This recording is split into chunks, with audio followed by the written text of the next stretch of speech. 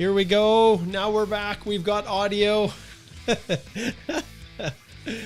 Wow. Once again, this minister, he's ramping things up, isn't he? We got a new announcement coming from this fellow right here. Minister Mark Miller has a new announcement that's coming, and we're going to watch and listen together. So this is all about this new plan.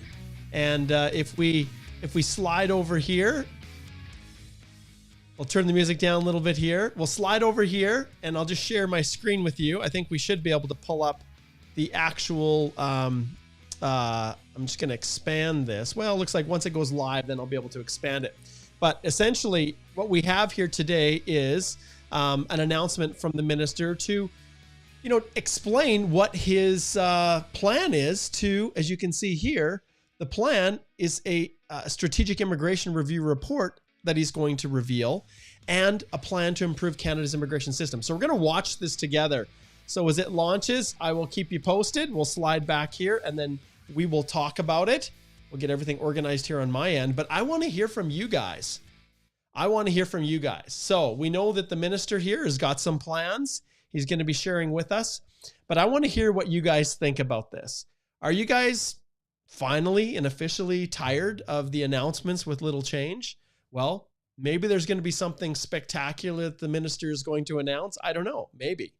But I want to hear what you guys have got to say. And at 11:15, it is supposed to go live. So we've got just a few more minutes here before it goes live, maybe about 10 minutes. But I want to hear what you guys have to say. So let's check it out. So minister, let's invite some people in here. Oh, I just deleted the wrong thing here. Let's try this again. It's been one of those days. We started off the day early already with some meetings, and then obviously there's very little time to actually prepare for this stuff. So we'll see. All right, we've got Uzair here. He says, "Hey Mark, long time. Great to have you here." Anastasia, good to see you again.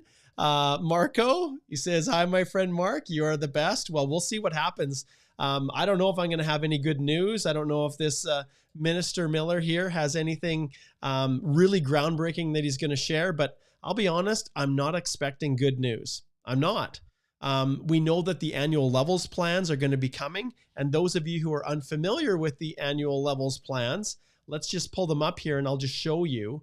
So they have multi-level plans that they are releasing, that they release every year.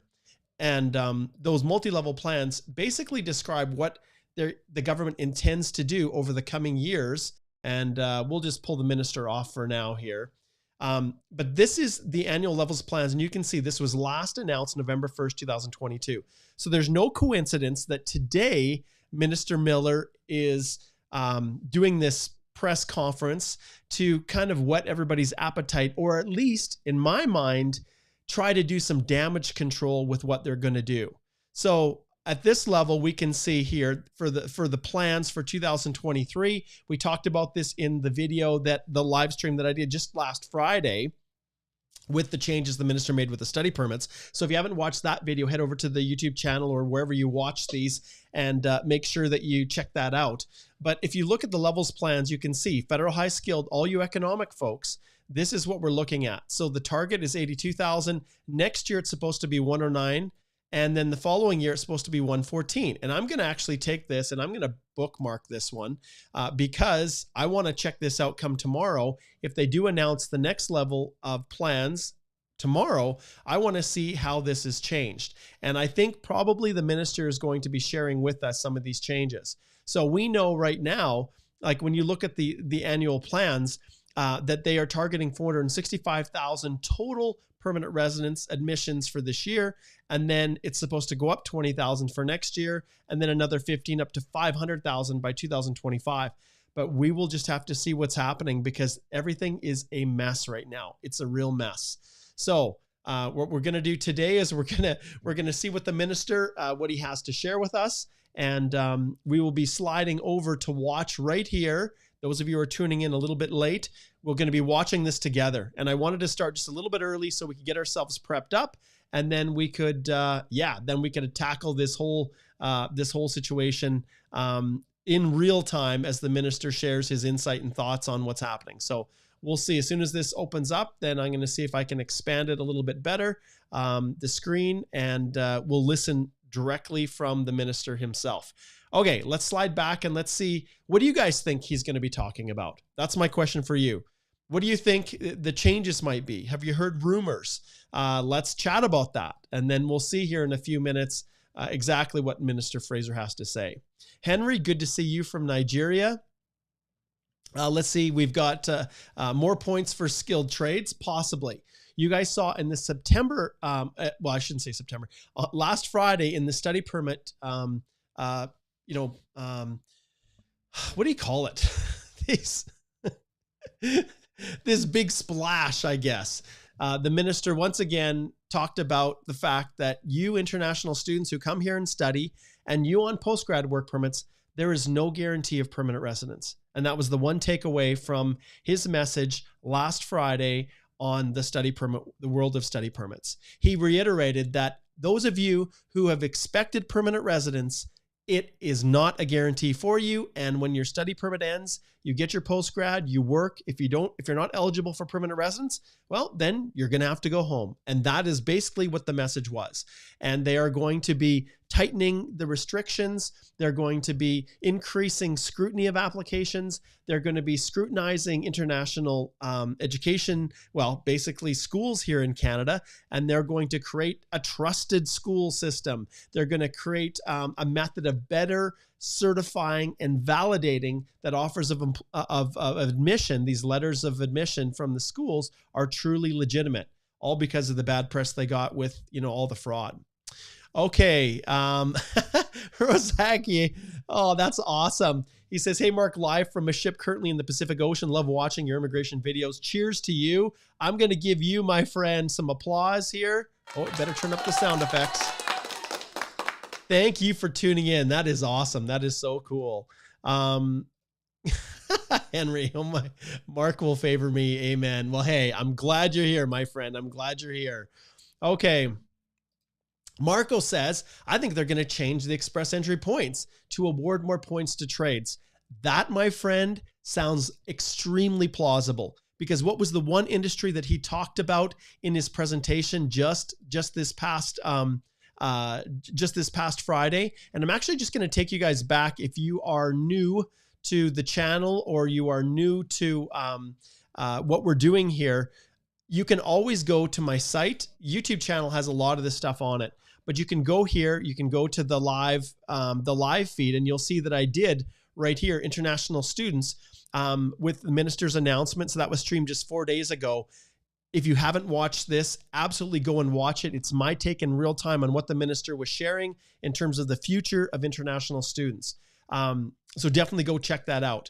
But you can see here, we're just minutes away, 4 minutes and 13 seconds away from the minister going live, where he's going to be unveiling these new changes designed to improve the immigration process. And all that's fine and dandy. We'll see ultimately what they do. But I'm on side with you, Marco. The one industry that he talked about was the trades. And right now, there is no real great pathway to permanent residence for trades. And why are trades so important? Well, the reality is they're the ones that they believe are going to help to lift Canada out of the housing crisis. And I am here, you guys, as a supporter, as an advocate for you. But I'm also here not to blow sunshine, to tell you exactly what's happening. The Liberal government is now realizing that there are issues with how they handled the immigration portfolio. They are now starting to realize that that we absolutely need immigrants, but the way they've done it is starting to have negative ramifications all across the country. So I'm going to pull up here Song. He says, moratorium on issuing new PRs. They have an election to win in 2 years and voters are ticked. Well, I rephrased that, but that's the reality. Okay, and you can see here we've now slid over here, and I'm just going to expand this a little bit. So we've got a little bit before they go live, but we're pretty close. So I'll come back to it in a second here. We will just mute this, and we'll come back to this as soon as we go live. All right. we'll slide back here and get to some more questions. So yes, it's all about elections. It's all about votes. And now the Liberal government is trying to figure out what exactly they're going to do to try to extricate them from this situation. And when housing is an issue, you need people to build the houses.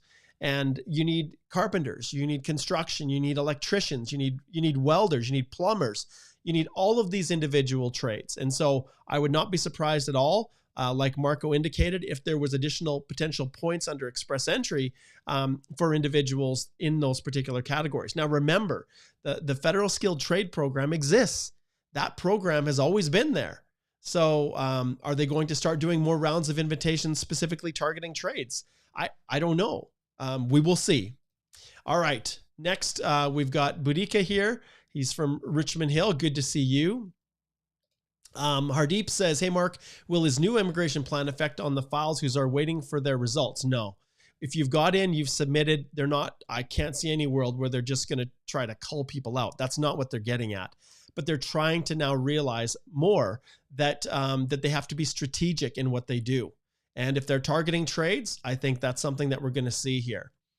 All right.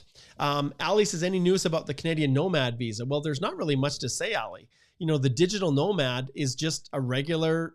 Oh, here we go. Here we go. Let's.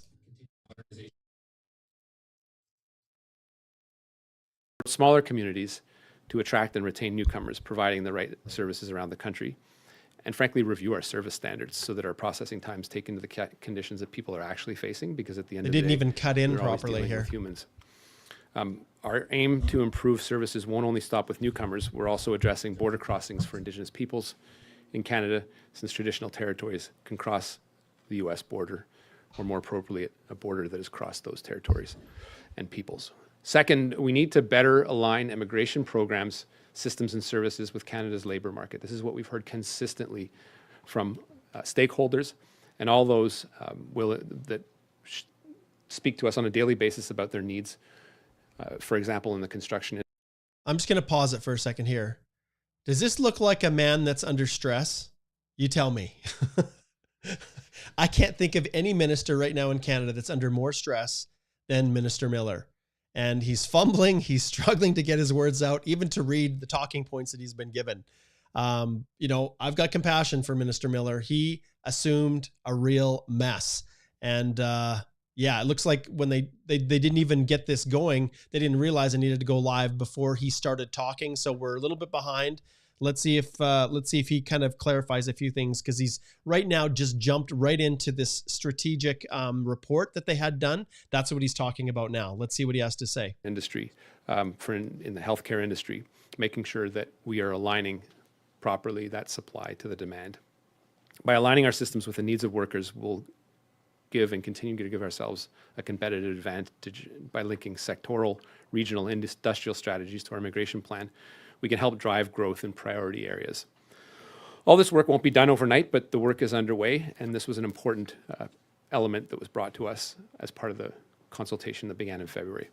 Pour prendre des mesures immédiates, nous avons trouvé de nouvelles idées, un poste de dirigeant principal de recrutement de talents étrangers pour déterminer les besoins futurs des travailleurs et définir une stratégie d'attraction plutôt à long terme pour le recrutement de talents. Lead global skills missions and partnerships with government representatives will be a key task.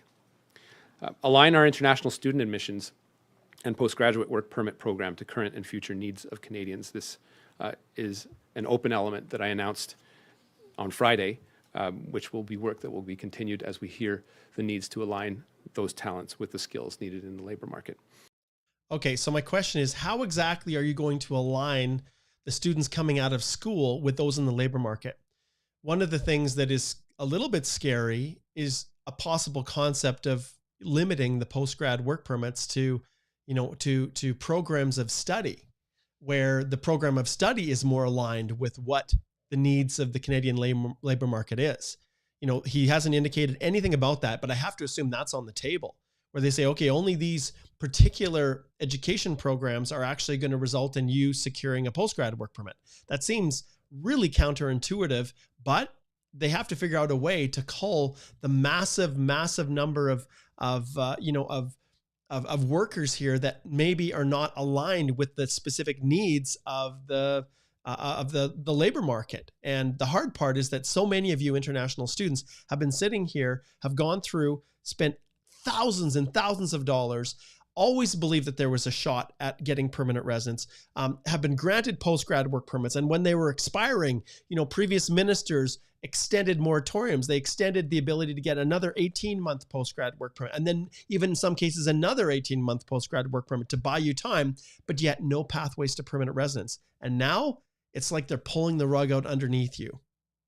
And the third theme that I mentioned focuses on developing a comprehensive and coordinated growth plan, one that brings governments and partners together to ensure that we have the services and supports that newcomers need to succeed. This means housing, health, care, infrastructure, among other success factors. I will not underestimate the importance of that. If we've heard anything from Canadians over the past few months, from the extensive surveys that are being done, Canadians aren't closed to immigration, but they want people like me, they want provinces, they want cities to do a better job in coordinating the arrival of immigrants, even temporary workers, and that's something that is a challenge for all levels of government.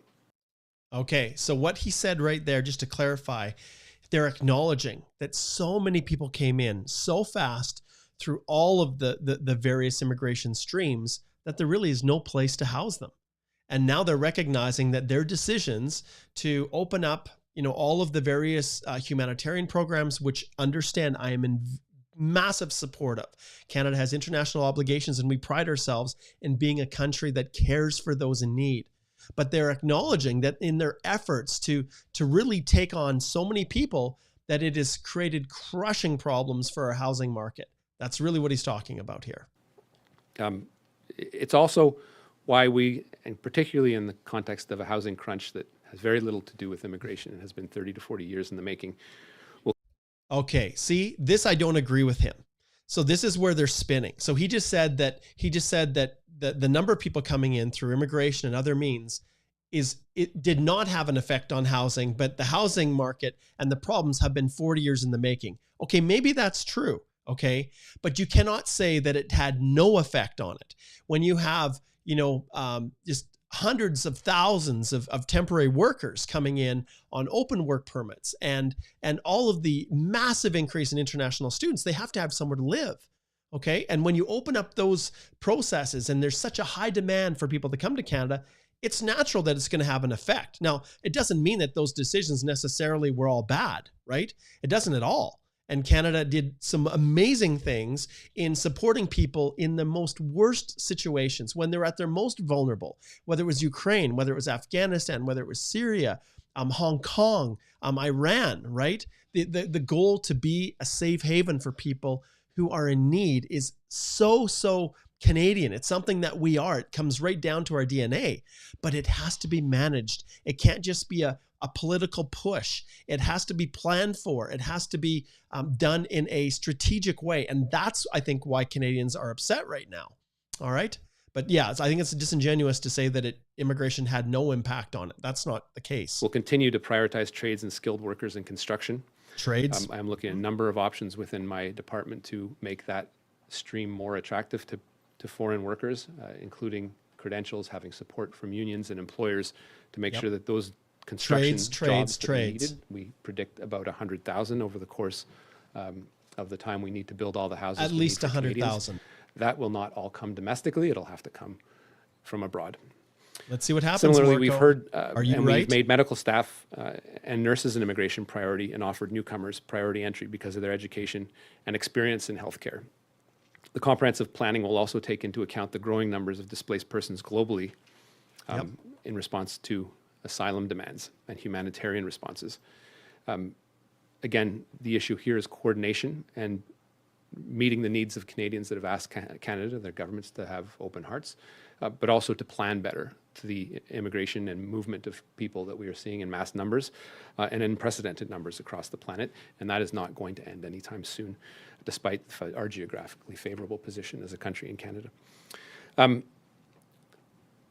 also want to spend some time, and I'll have some opportunity over the next couple of days to talk about Francophone immigration policy. We have made this a staple of our government, and clearly we have heard from stakeholders that we need to do a better job in increasing our level of ambitions. I plan to be ambitious with the targets that I'll be announcing in the next few days, but I also want to be realistic. There's nothing more disappointing than having a politician stand up, make an announcement, and not have the promise fulfilled a year later. So, wow. Wow. All right. Oh, like I'll be honest, I feel for Minister Miller right now. This is a man who's under an unbelievable amount of stress. And, you know, I'm trying not to be too hard on Minister Miller because he has got one heck of a mess on his hands. It started from the pandemic and it spiraled. Minister Mendicino, Minister Fraser, all of the grandiose plans and expansive nature. Now Minister Miller right here is having to deal with the carnage, with the wreckage as a result of some of those policies. my focus on that is making sure that my department is actually putting the mechanisms and the logistics together to make sure that Francophone communities outside Quebec are actually getting the people that they need and so desperately need to maintain the social balance and the bilingual nature of our country, as well as inside Quebec and working with Quebec and the needs that they have, whether they need more Francophone teachers or the migration that Quebec needs for its own purposes that we will respect as part of the Canada-Quebec Accord that has been around for about 30 years. Okay, I'm going to stop there for a second. So what are the two things? First thing, trades, construction. Second, Francophone. Keep those in mind. Oh, man. You got to love the background stuff that Mac now has. So ignore if there's balloons flying or something like that. I don't know. Apparently, if you do that, that causes balloons to happen. Okay, so there's two things. Let's keep listening to see what other areas we need to key in on. Trades and French speakers, French language speakers are going to be a priority. Finally, I want to say that I remain convinced advancing Canada's humanitarian leadership on the world stage. We are the envy of many countries in the way we have welcomed people, but this is something that Canadians are asking us to do in much more of a planned way. But it is important to maintain that beacon of light across the world because lots of countries are looking to us in our continued leadership, and it's something that we need to keep going. And I think what they're getting at here is when he talks about a planned way, once again, we have to have the supports in place to be able to have, you know, housing for them, to be able to settle, you know, refugees in the country. There has to be a plan in place. And I think what he's admitting is that over the last number of years, the Liberal government in their efforts, in sincere efforts to be a leader on the stage of humanitarian and compassionate approaches to immigration have really sometimes they've made decisions without really fully contemplating the ramifications of them and how they're going to play out in real time. And I think that's what Canadian citizens are starting to get a little bit frustrated with. I think they know that Canada has a role to play in all of this, but we need to do it in a measured and in a strategic way, so that not only the people that are here already in Canada have places to live and the supports they need, but when people are coming in from other countries, that they have the supports and they're not just left to fend for themselves. And I think that's what he's getting at here and acknowledging. Particularly as we face, as I mentioned earlier, unprecedented mass migration due to war, famine, starvation, climate change. So I want to thank you all for being here today. This is the work that has been done by my team as we took a look over the summer at a strategic plan that had a lot of work done to it. It was largely accomplished by the hard work of my predecessor and the civil service that supports him and supported him and continue to support me now. But this is work that Canadians have put a lot of effort into with some of the stakeholders that you may be speaking to, fed directly into it, and will see themselves in the report that you will have the opportunity to review. But it is also something that has been a long time coming, particularly as we look to modernize something that has not been particularly responsive to Canadians' needs over the last few years. And you can hear that, has not been particularly responsive to the needs of Canadians over the past few years. So they're acknowledging that there were mistakes made, and now they're trying to sort it out. Now, I just want to scroll up here just a little bit and just help you guys to understand what's happening. So the minister, it says here, will unveil the Strategic Immigration Review Report. So that's something that once I get my hands on it, I will share that. We'll talk about it. It'll go into much more depth than what the minister is talking about now. And then he is also going to be improving, obviously the goal is to try to improve Canada's immigration system that right now is really, really struggling. Let's see if he has more, if they're going to go to Q&A. And then you and I, we're going to talk about this. So I thank you. Impatient de prendre vos questions et commentaires. Merci. Thank you. Thank you, Minister. We'll now take questions from the media. One question, one follow-up. Please state your name and the outlet you represent. We'll start with those joining us in person, then move over to those joining us over the phone. Nous allons maintenant prendre des questions de la part des journalistes. Une question de suivi chacun. Veuillez mentionner votre nom et le journal que vous représentez. Nous allons commencer par ceux qui sont présents dans la salle.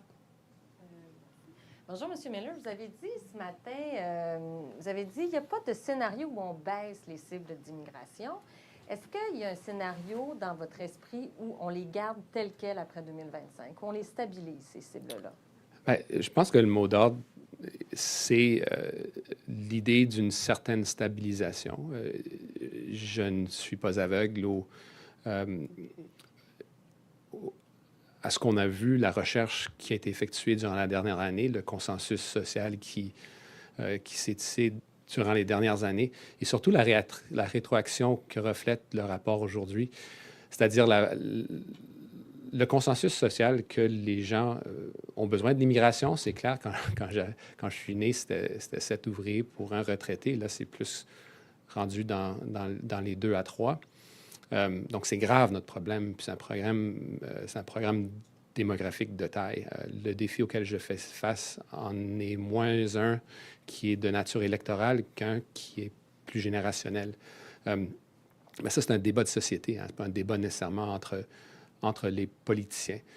Donc, étant donné tout ce que j'ai vu durant la dernière année, surtout durant les derniers 3 mois au sein de ce ministère, les demandes de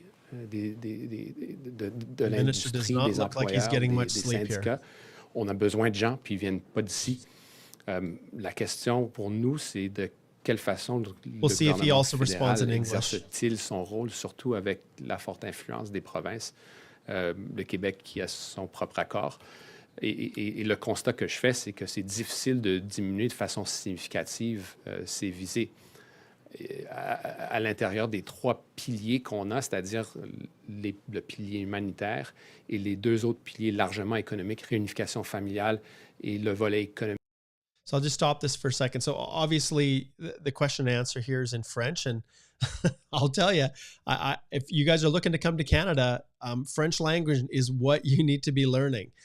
There's going to be continual emphasis on ensuring that there are a sizable number of Francophone speaking, like French speaking applicants going through the various federal economic immigration programs that are outside of the province of Quebec. So Francophones who are looking to live outside of the province of Quebec, there are absolutely going to be pathways for you through the federal economic immigration programs. And that's what the minister has talked about and emphasized.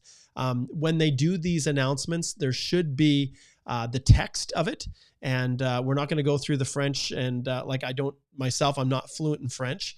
And so I won't be able to speak to the question or the answer here, but there should be associated with this, this formal event, there should be a transcript that has the speaking notes of the minister. Now, whether or not they will have the Q&A, we'll just see, but hopefully he does answer or at least clarify things in English. We'll see. But oh man, this minister looks like he's been through the ringer. Mais qui, eux, reflètent l'augmentation nette du PIB de notre pays.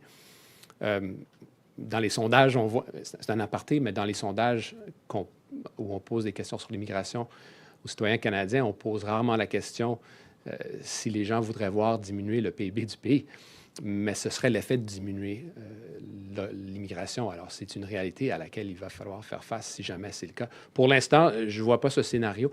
Il va falloir encore attendre 24 heures pour avoir la réponse claire et nette, parce que c'est encore, je sais que vous allez la discuter à me croire, mais c'est encore une discussion qui n'est pas totalement finale pour l'instant. Wow. Et vous avez dit en anglais pour l'immigration francophone, je vais être ambitieux, mais je suis réaliste. Est-ce que vous vous préparez à décevoir les communautés francophones hors Québec en disant ça? Non, pas du tout, loin de là. Je pense qu'on a on a eu beaucoup de discussions corsées, moins corsées, avec plusieurs intervenants. Ils savent que le gouvernement fédéral de peine à misère a réalisé leur fameux 4,4 %. C'était du jamais vu, puis c'était un accroissement de 450 % de ce qu'on avait fait par le passé. Hang in there, guys. Hang in there. Mais on l'a fait en pigeant dans notre inventaire. I suspect this is not going to be translated in sans English. mettre nécessairement de logique. Those of you francophone pour s'assurer speakers, qu'il if y you avait want to post certaines comments on what they're talking about, à ce- please do, and ce I'll type pull de them up. mécanisme. Alors, mon défi, je sais que les gens vont penser que je me comporte un peu comme sous-ministre, là, mais c'est de mettre en place une loi qui peut se tenir à la longue. Je me fixe Oh, it's starting to freeze up, you guys. un objectif ambitieux. Prenons par exemple un scénario de 6 miettes qui est d'année en année, parce que ça va prendre plus que 6 % et j'en passe. Mais pour l'instant, une mécanique pour le faire, on l'a fait un peu à l'emporte-pièce. Je veux critiquer quoi que ce soit, mais on l'a fait. Donc, c'est un bon résultat. Mais au final, comme je l'ai dit, je ne sais pas si je l'ai dit en anglais ou en français, mais le pire, c'est d'avoir un politicien qui fait des annonces avec des objectifs très ambitieux, puis durant l'année, ne fait absolument rien, puis on ne rencontre pas notre objectif.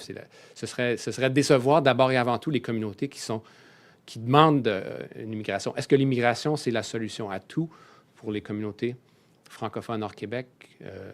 La réponse, c'est non, mais c'est un facteur énorme. Alors, ce n'est pas une question de décevoir qui que ce soit. Je pense que les gens seraient plus déçus si je fixais un objectif ambitieux. Tout le monde dirait quel bon fin ministre, mais un an après, c'est la déception totale. Alors, ce que je veux plus faire, c'est de m'assurer que les choses soient mises en place, quitte à pouvoir mettre des objectifs encore plus ambitieux. C'est le premier ministre qui est en place depuis 3 mois de comprendre toute la mécanique de son département, mais pour l'instant, je ne suis pas confiant. Je pense qu'elle traite à la mécanique, mais c'est quelque chose qui va se dessiner durant l'année à suivre. Sarah says, I heard the word Ryan Templeton, immigration. National Poster. You mentioned in your opening remarks there that you're talking about making changes to better align the immigration system with our employment needs, in construction, healthcare, things like that. Are you proposing here then changes to the point system as it operates? Here we go. I know the previous minister made some changes to that. I'm just wondering if you're proposing to go further than that. Yeah, it's a good question. I'm looking at about 6 or 7 options that we're working with my department on putting forward with people. It needs to be socialized and worked with different industry players to look at what kind of buy-in they would get. But a number of options. One would be increasing the points. I mean, that is sort of the area where we've met hope and demand, because giving someone points for the qualifications that they have does not necessarily guarantee they will get the job within the industry that they want to be in. That's the challenge of the Federation, with jurisdictions that are largely responsible when it comes to professions and regularizing professions that the Supreme Court has said lies with the provinces and territories. So not just that, because I think it's important to have the skill set. It's also important to have people and organizations that will train up people that come into this country and get them up to the level of expertise that they need to, in this case, build houses, whether it's industrial or residential. 2 different types of demands in that areas. Looking at the industry codes that we are actually looking for in a more scientific way, whether it's roofers or welders, that is an important consideration that gets into different levels of granularity, but it goes to the efforts that we're trying to make to really align the skill set with the needs that are there. There's a huge aging out in the construction industry that people are really scared about, and I think that is a looming challenge. If we just don't have the people, we will not be able to build the houses that people want to build. There's also options that we're looking for, because we don't want to continue to be too addicted on temporary foreign work, to make sure there is a pathway to permanent residence for those people that come here and help build the country. And whether that goes through... Okay, I'm going to stop this right here so we can talk. I know that some of you are probably drifting off saying, oh my goodness, what does this really mean for me as an international graduate who's working on a postgrad work permit? What is this minister saying? Well, clearly, once again, he is reiterating that their primary focus is going to be on trades and trying to get the people here who can build houses, that have the expertise, setting up, abilities for I think personally, international students to get into the trade programs where there's got to be flexibility in how Canada administers the study permit program to allow for individuals to be able to go through the traditional pattern, which is short segments of school followed by on-site training and then back at school. I've got brothers who've gone through trades programs, and that's how it works in Canada, but that will not work for a traditional study permit process and the traditional pathways to permanent residence, because you're never working for a full year continuously.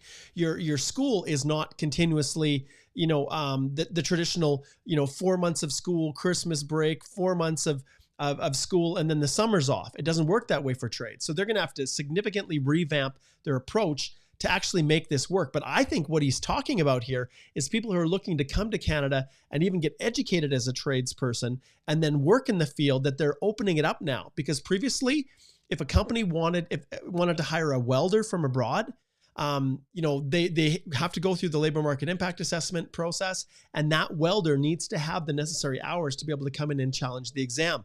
If they wanted to hire someone junior and have them as an apprentice, it never worked. So it's going to be very interesting to see how they're going to make these changes.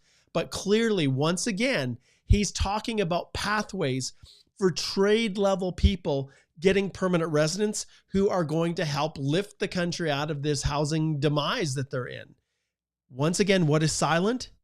The silence is about all of you who are on 18-month extension work permits, who have not seen a CEC draw, who have not seen a pathway to permanent residence.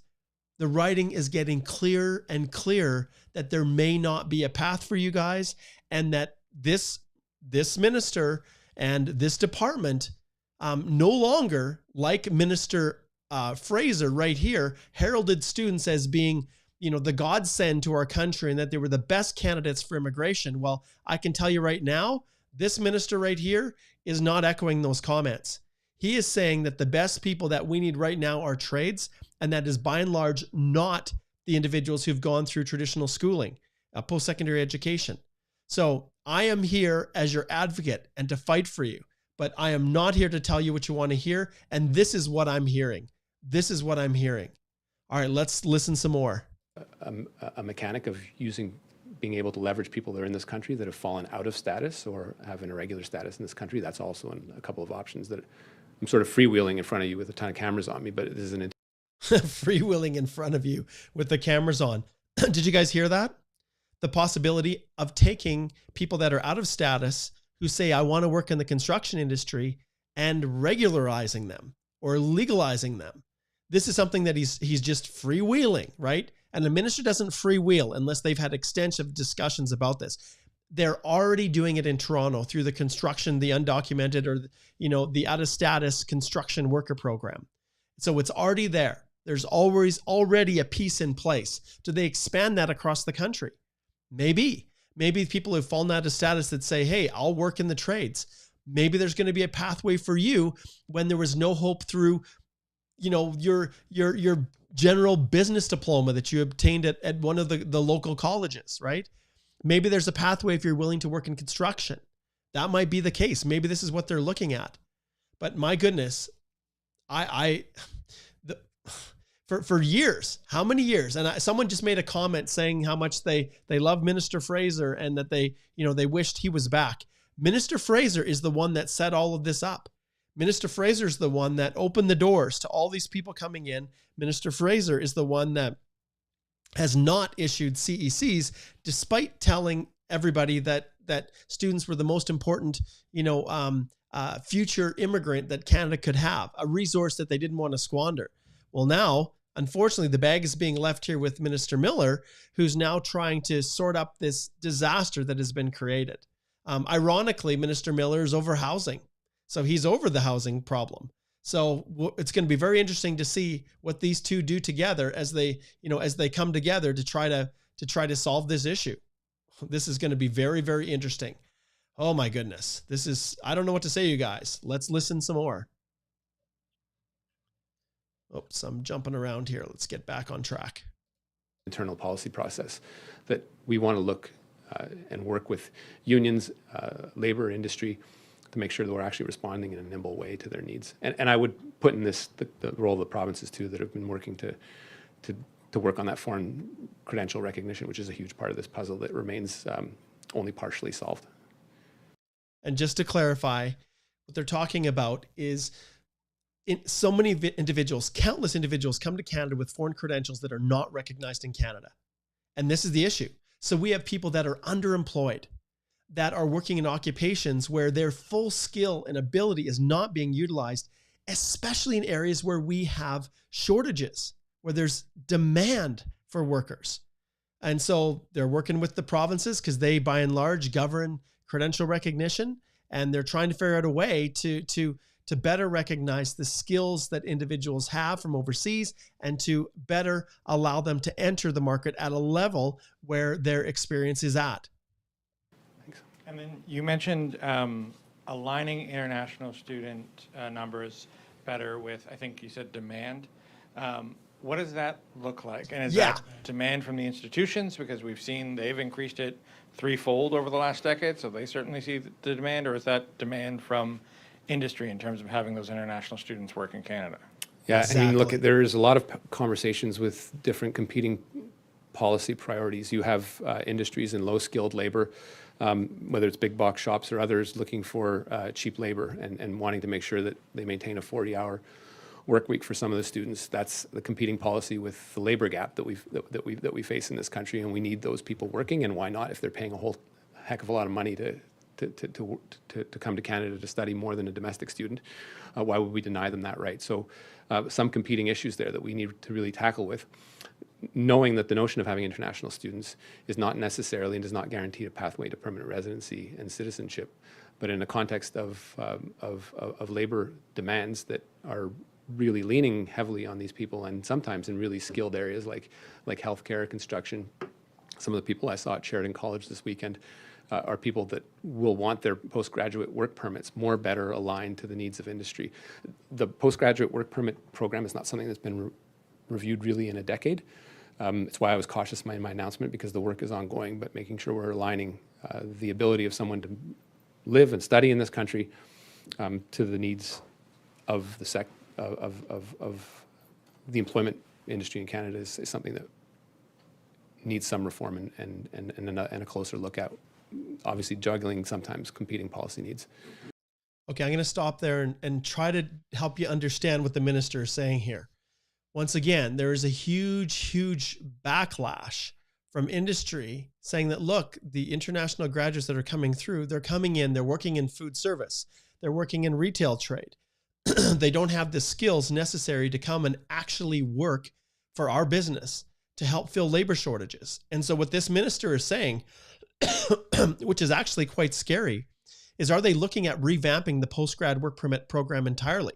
Because right now when you come, you study for 2 years, you can get up to a 3-year work permit. So what are they going to do? Are they going to say, excuse me, anyone that comes and wants to get a little bit of experience, you'll get a 1-year work permit like the OPT in the US, and only those who are going to be working or have education or programs that are aligned with our current labor needs, only those will get more longer-term postgrad work permits, or are postgrad work permits only going to be issued for certain types of industries at all? This is what, all of this is on the table. And I wish, obviously the minister's kind of being a little bit reserved, but oh my goodness, the things that they're talking about now they're scary.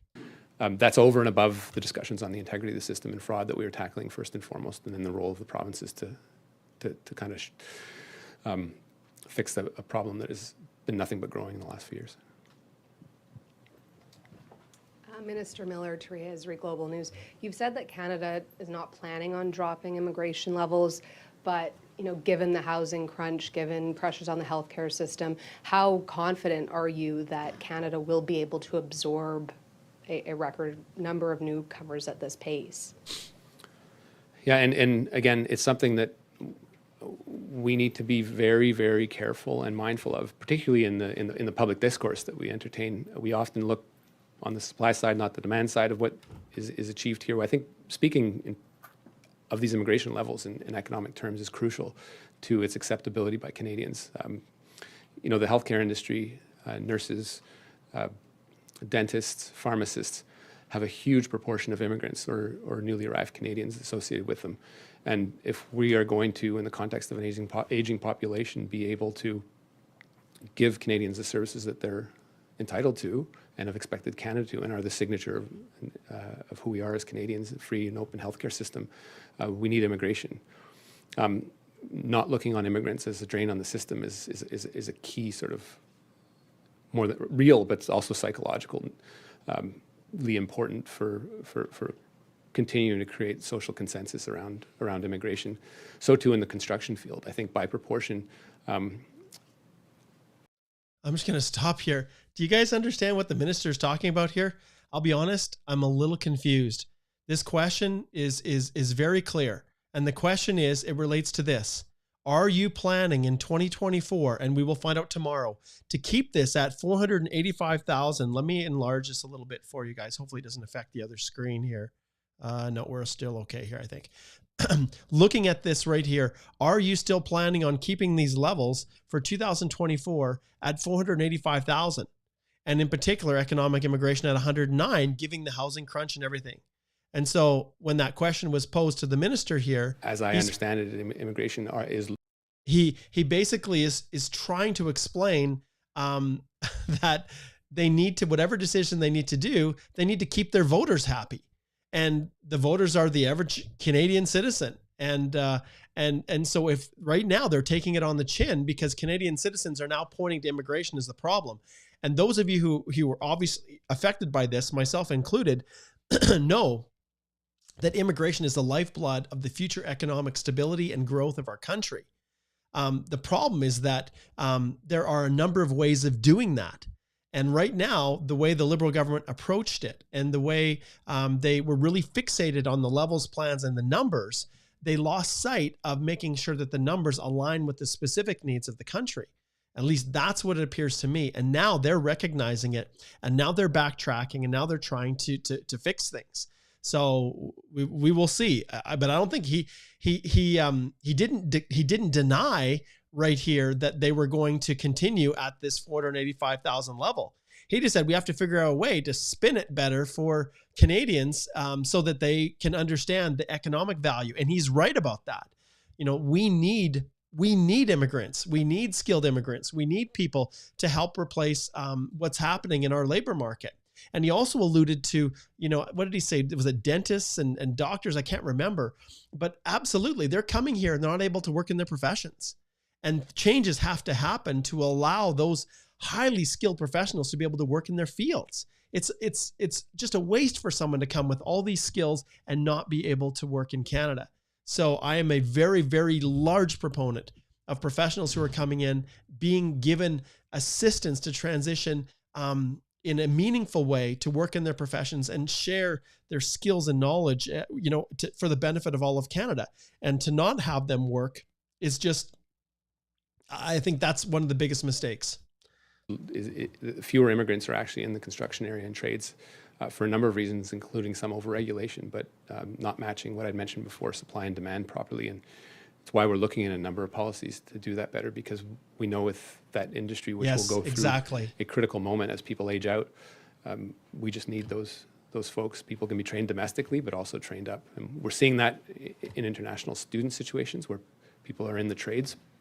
But it's something that we'll have to continue to monitor, because people have a tendency to look at the pure, 500,000, for example, as volume of people that suddenly overnight came into Canada. 35% of the people are already. This is it. This is what he's talking about. It's just largely misunderstood, and a good chunk of that, an even larger chunk of that, are people that will actually help build those houses and create the capital, invest the capital into continuing to build our country. Okay. What does he mean? He actually commented on the thing that I just explained earlier, that to come and work in a trade, it is not easy because of the way the apprenticeship programs work. They're very exclusionary. They're often heavily unionized, and unions are very anti-immigration. They are very pro-local worker, which makes sense. That's their purpose. And, the unions are a huge backer of the Liberal government, the NDP government.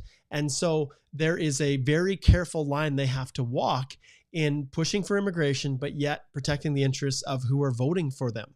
And it's no different than if the Conservatives were in power. They have their stakeholders. Well, the Liberals are now really struggling because they need to crack open that trade world. And I would not be surprised if they created some kind of a pathway for all the international students that are stuck here, who are working in food service or working in retail trade, who don't have pathways, that would be interested in doing construction. Can you imagine that? You came over here, took a 4-year degree to become whatever, like you've got a Bachelor of Management degree. And now they're saying, well, if you want to stay, you have to become a carpenter. Okay. Is that what they're saying? Well, post your comments. What do you think? We'll get to it in a second.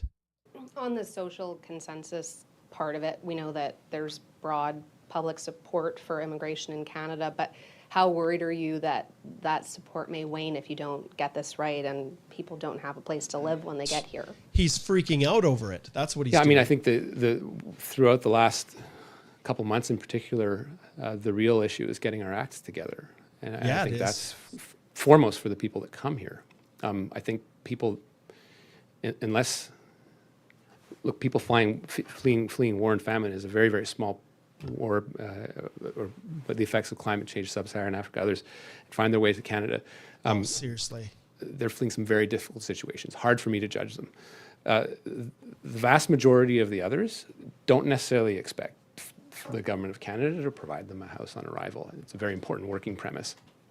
At the same time, this is again an issue of failure of planning in terms of the housing crunch, something that's been in the mix for 3 to 4 decades. Okay, seriously, stop, Minister. Okay, this has been exacerbated astronomically. Yeah, sure, it's been in the works, but the reality is that the policies that the Immigration Department have put into place have directly had an impact on the housing crisis. And yes, the pandemic has played a role as well. All of those factors, but the massive numbers, the influx of new people, new bodies in Canada has had a role to play in this. And you can't keep I'm really impressed with Minister Miller, who's acknowledging. He isn't just, and I'll be honest, I really am impressed with his ability to answer with open, forthright responses and taking responsibility. But you can't point backwards 30 years and say that that's really the cause of the housing crisis and that it was inevitable. It wasn't at all. The policies have exacerbated things. As a result of the failures of previous Conservative and Liberal governments. Oh, for crying out loud. Seriously? Oh yeah. Now we're into political terms. Yeah. How long has it been since the Conservatives have been in power? My goodness. Okay. Federally to address this issue and provinces as well. Provinces have a huge role in this. And yes, they do. This is the subtle genius of the housing accelerator is you're not lecturing cities and towns, you're actually creating incentives for people to buy in. So you're not automatically getting into a fight with the jurisdiction. You're actually creating the incentives for people to start building and for people to start densify. If you look at other similarly situated countries, we were just look at the size, but even within cities, we were relatively not dense. This is something that we can work on, and it's something that my colleague and my predecessor, Sean Fraser, has been focused on. Again, we can't do it alone, which is why we need everyone on board on this. And that's fair. It is, everybody needs to take a role in fixing the problem, but understand that the levels plans, the number of people that were brought in through all of these various humanitarian processes, all so quickly, and the high volumes of people, that is what has put us into this situation that we're in right now, coupled with the 30 or 40 years in the making of not, producing enough trades level workers from our local Canadian and even permanent resident ranks. We're not generating enough to replace the aging and retiring construction workers, the trades position. So all of that plays a role. Absolutely it does. And to say that it doesn't is naive. This is not squarely an immigration problem. It's not. But absolutely, the decisions and the policies that the Liberal government made over the last many, many years have exacerbated the problem. And he's admitted repeatedly the lack of very strategic planning on how to undertake it. No one disagrees, or very few people if they're really thinking about this clearly, would ever disagree with Canada's role as a humanitarian, shelter for people who are in need, who are, whether it's sub-Saharan Africa, where he identified, the effects of climate change causing people to move. Where the heck did that come from? Like, the reality is, yes, absolutely. But what about Ukraine? What about, Iran? What about Hong Kong? What about Afghanistan? What about Syria? All of those volumes of people that have come in, there needed to be a better plan to help them in the transition. And that's where the problem lies. Oui, bonjour, M. Miller, Pascal Vachon pour Oh, TFO. back Je to me the demandais, French, est-ce que vous guys. sentez une Back to the pression French. à plafonner ou à maintenir les niveaux en immigration après vos discussions avec les provinces, avec les gens dans le milieu? Est-ce que vous sentez une pression? Moi, honnêtement, ça dépend. Je pense que toutes les provinces, territoires ont leur propre demande à l'intérieur des rubriques, que ça soit plus d'autonomie, que ça soit plus de gens dans telle ou telle industrie. J'ai pas fait l'exercice, mais j'ose croire que si je mettais toutes les demandes ensemble, on serait bien au-delà du 400-500 000 de gens qui se trouvent généralement dans les visées de nos plans. C'est important pour le gouvernement fédéral d'avoir un rôle d'organisation, c'est notre juridiction, mais aussi de pouvoir cibler et guider la conversation sur l'acceptabilité sociale des immigrants, l'importance d'arrimer l'offre et la demande. Mais c'est clair qu'on voit des pressions dans toute situation où il y a des crises ou des défis, surtout dans la crise au logement, puis il y a cette tendance de regarder le volume. And then we'll talk about this. I see all the comments that people are posting, and we will talk about all of this. Facile ou à une solution facile, c'est-à-dire l'immigration. Le défi, c'est de décortiquer tous les différents canaux, des façons dont les gens viennent pour contribuer à notre pays, et de se dire, bon, ben voilà, ce sont des gens qui contribuent de façon nette à l'accroissement du PIB, à assouvir les demandes dans les pénuries nuancées de main-d'œuvre à travers le pays. Si je sens la pression, il y a toujours une pression dans ce que je fais. Mais c'est clair que cette discussion est plus à l'avant-plan qu'elle l'était il y a 2 ans, je ne vais pas le nier. Une question sur l'immigration francophone. Il y a plusieurs organismes francophones qui vous demandent une cible de 10-12 %. Est-ce que vous ne sentez pas, si vous parlez de 6 % notamment, vous ne sentez pas que vous contribueriez au déclin du français au Canada ou au déclin du poids démographique des francophones si vous allez en bas de 12 %? Bien, tant et aussi longtemps qu'on ne l'aura pas rétabli, je ne vais pas être satisfait du résultat. Pour moi, comme je l'ai dit à votre collègue, c'est d'avoir quelque chose qui est réaliste et réalisable. Puis je ne veux pas tomber dans le cynisme et faire une annonce qui ne serait pas réalisable sans avoir les mécanismes en place de pouvoir répondre aux défis, un défi très important. Alors, c'est la raison pour laquelle vous allez voir les niveaux qui sont fixés dans les quelques jours à suivre. Mais moi, mon défi au courant de la prochaine année, c'est de vraiment travailler avec mon département pour s'assurer qu'on a les mécanismes en place pour favoriser non seulement l'augmentation du volume, c'est-à-dire l'augmentation du numérateur, mais aussi de l'intégration qui n'est pas qui est un défi de taille. Hein. Vous n'allez pas demander à un couple parfait francophone du Vietnam ou du Cameroun ou de la Belgique du jour au lendemain d'être le porte-étendard du fait français du Québec. Ce serait présomptueux. Mais je suis sûr qu'ils le feront s'ils se trouvent accompagnés, puis dans une communauté où ils se sentent bien, ils ont accès à l'école et des ressources. Alors ça, c'est un défi d'intégration qui nous incombe, mais qui relève aussi des provinces. Maury Wolf from the Globe and Mail. Oh, good. English again. Here we go. Housing affordability would be a key factor when you're talking about levels. You said that housing affordability would be a key factor when you're talking about working out the levels of immigration. But clearly, they differ across Canada. I mean, the price of a flat in Saskatoon is very different from one in Toronto. Are you envisaging, linking immigration to location, or are you talking about broader restrictions based on housing affordability? If you could just expand on that, that would be very helpful. Yeah, and I don't think the thinking is I don't think simply we have the tools to be able to implement, or nor would it necessarily be desirable.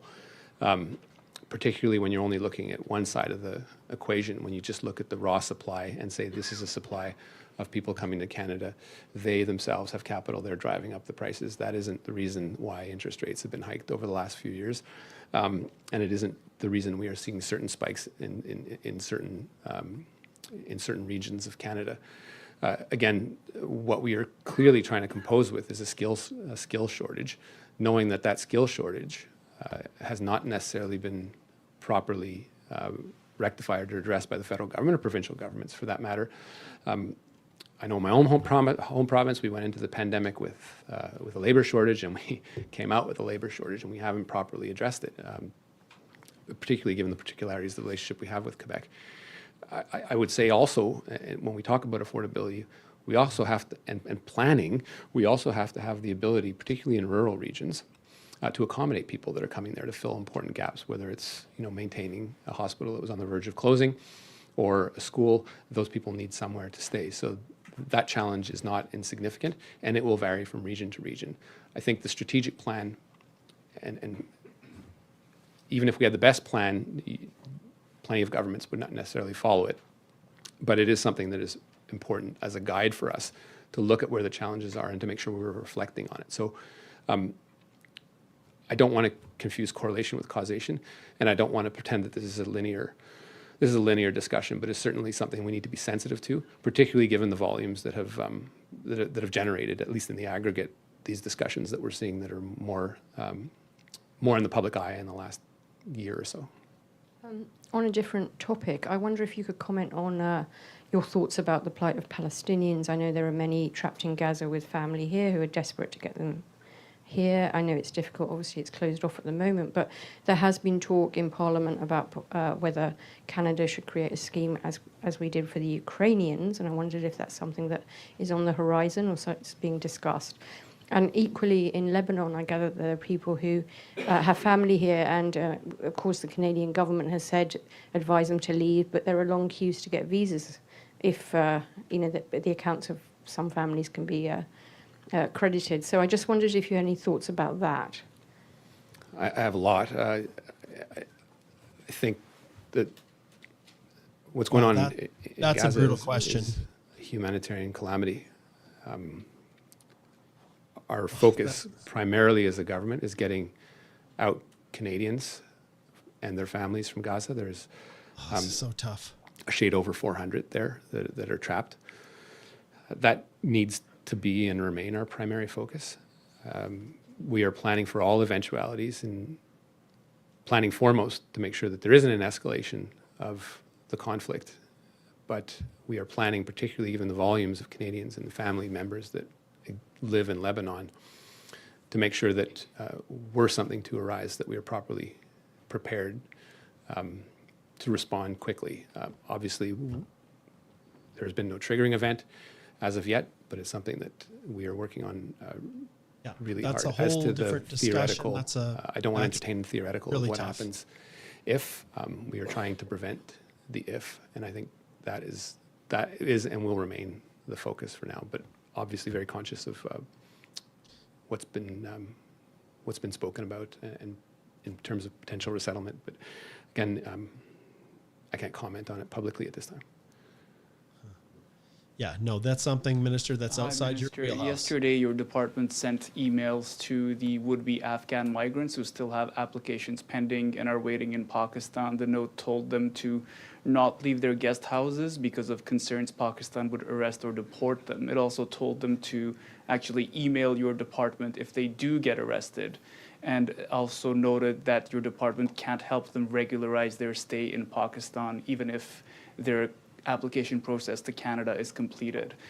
Do you expect a migrant in a jail cell to be able to email your department? And what hope is there for these folks at this point, given Man, he's really taking it on the chin now, guys. So I do not presume that a migrant in a jail cell will receive any form of communication. I am very concerned about particularly our clients that we make commitments to. Oh, man. Okay, just to put this into context. So this is now being pulled because of the media into other areas that really aren't directly impacting what the minister is talking about right now. And you can see he is completely unequipped. How long has he been in this portfolio? Not long at all. He's completely unequipped to be able to answer these difficult questions. The whole Hamas-Israel issue, the what's happening in Pakistan. These questions are very, very specific, and obviously the individuals asking them are genuinely concerned about the stakeholders, the people that they're representing, why they're there, right? And when I look at the minister here, you can see he's completely out of his element. I hope he can kind of get through this without too much damage. Oh my goodness. Okay. In Afghanistan, often living in really, really difficult conditions with fear hanging over their head. I briefly had the chance to speak to the interim government's Pakistan's Minister of the Interior very briefly on Sunday to express my concerns about the potential removal of Afghans into Afghanistan, and my concern at that level. Obviously, in order for this to work and to get people to safety in Canada, it takes a working relationship. So it was a productive conversation. I am also very conscious of my role to be very careful in not lecturing people about their interior and domestic politics. Yes, and it's something that is true. That for the sake of those that we are trying to serve and get out of Afghanistan, I'll be very judicious publicly in speaking about, Rafi. That said, it was a very productive conversation, and it's work that will be ongoing. I have said time and time again that the 40,000 number is not a ceiling in and of itself, because we do have to look at what our commitment was to Afghans and those who served us when we made it a couple of years ago, and to make sure we fulfill that to the best of our ability, knowing that we are working in a very difficult operational environment. Difficult in Pakistan, difficult in other partner countries. Yeah, these questions are really, really difficult. Okay, those of you, I see that we've got a bunch of people that are still waiting. These questions are really out there. They are very nuanced questions that don't relate specifically to what you guys want to hear about. So hang in there, and we will, after this is through, we will open it up and I'll answer questions. We'll talk about the future. So hang in there. If you want to post your questions, I'm basically queuing them up as I'm listening to the minister talk here, selecting the ones that are really going to help to drive the conversation here. But hang in there and let's talk about this as soon as the minister's done answering these questions that really are out there. Inside Afghanistan. Thanks. And just on another note, Israel's Ministry of Intelligence presented their government with a concept paper that suggested Palestinians could be moved out of Gaza, and that Canada itself could accept them as refugees. What do you say to that idea? Hard to speculate on it. We are you can't, Minister. Open to those fleeing war. This is a war. He is not equipped to answer this. It's something that is very difficult for me to speculate publicly on. I haven't read the report, would have to read it. But again, the focus, as I mentioned to your colleague, is to get a humanitarian corridor open to welcome Canadians and their families out of Gaza. It is still very much a pressing concern, and one that remains unfulfilled yet. Bonjour, Monsieur le Ministre. Antoine Trépanier du journal Le Droit. Le Conference Board puis l'Institut sur la citoyenneté a annoncé ce matin les chiffres concernant les immigrants. I'm going to just turn the volume down just a little bit, and we're just going to talk while it's going here. Just going to turn to the background. So we did have a little bit, I want to thank Danielle here, Daniela, who provided a little bit of background. I'm going to turn this down just a little bit more here. Can kind of work in the background. But I'm just going to post the comments. So basically the questions were about French speakers. So this one Daniela pulled up. And actually what I'm going to do is I'm just going to flip over here, and then we're going to pull Danielle's up while these other questions are going. But Daniela says they've reached the amount of French speakers that it's increased highly, but they're looking at getting more French speakers. They can't stop immigration. That is very important for the country. So basically what they're saying is they are, with the rounds of invitations that they're doing for French speakers, are absolutely hitting the levels that they're supposed to hit, but they don't have any intention of stopping at this stage. And the reason is the no program specified draws are giving a huge leg up to people who speak French. And so they're getting upwards of 50 extra points. And so even though there's the targeted draws, they're still getting way more through the no program specified, because that's how you get a high CRS score. Okay, Daniela says he doesn't want to deceive people, but he wants more results than talking a lot without executing. Translation of the French part. Yes, thank you, Daniela. And she also says here, are the French speaking needed in all provinces? The minister says it's important to balance supply and demand. But the only way to balance supply and demand is through immigration. Well, it's one way, right? And then Daniela finishes off. That's why he wants to find a proper way to balance supply and demand, and that why they also focus on French. It's very important for the population outside of Quebec area. So Canada has, there's agreements between the federal government and just our country is a bilingual country, and so the desire to encourage that French language has the ability to grow and flourish outside of the province of Quebec. That's why they're encouraging people who are Francophone speakers to go and live in English-speaking Canada all across. And there's commitments that the government has to ensure that a certain percentage of all immigrants are French speakers. So, all right, looks like we're just about through this here. We're still going a little bit strong here.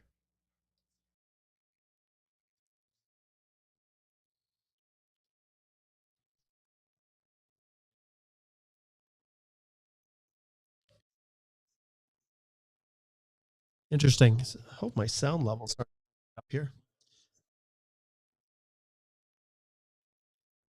Just 1 second here. I'm just trying to sort out my my audio here and make sure that the audio doesn't look like it's being picked up here.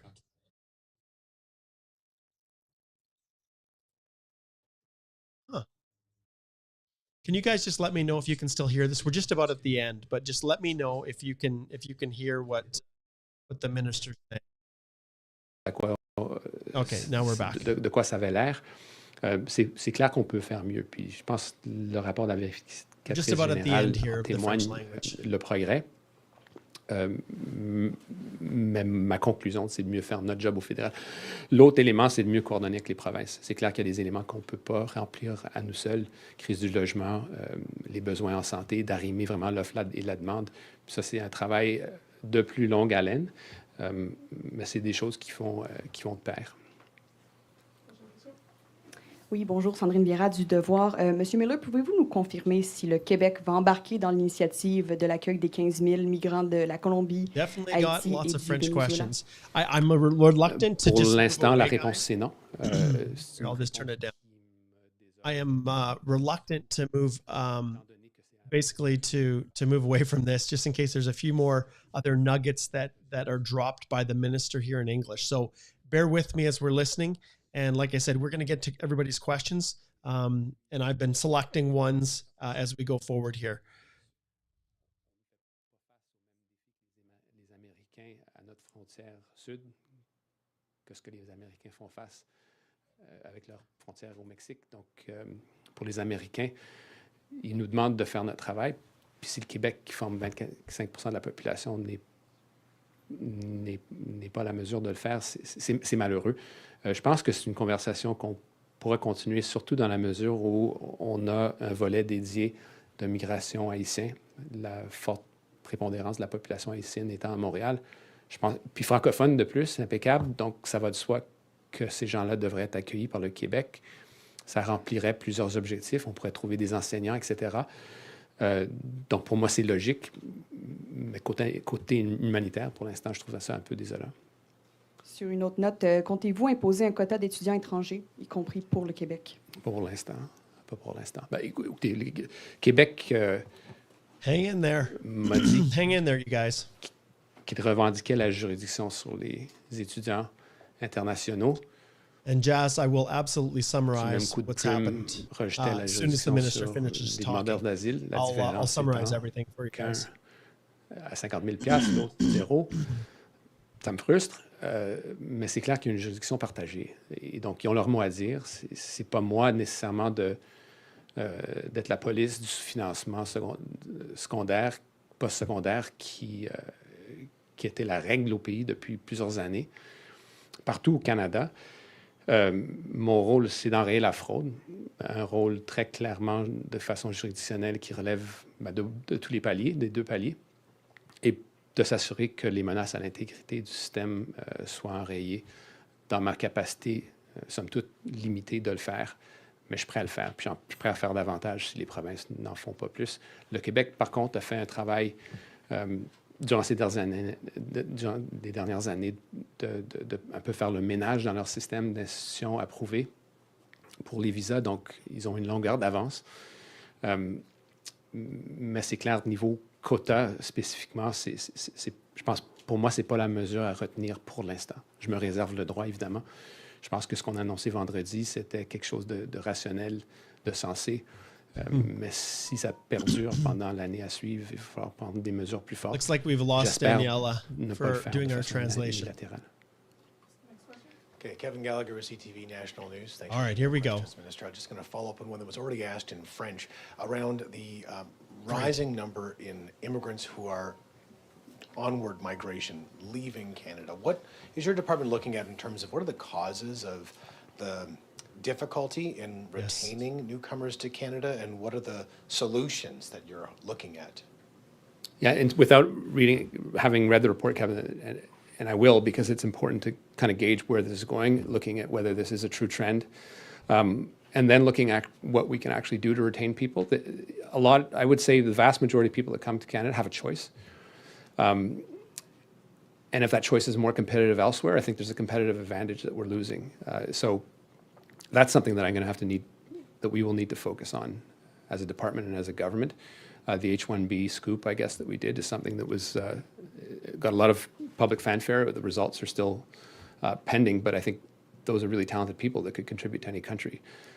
The skills and labor streams that are, in fact, the envy of a lot of countries that other countries are starting to reproduce and properly matching supply and demand, by implication, mean that you're getting a brighter, more qualified type of person.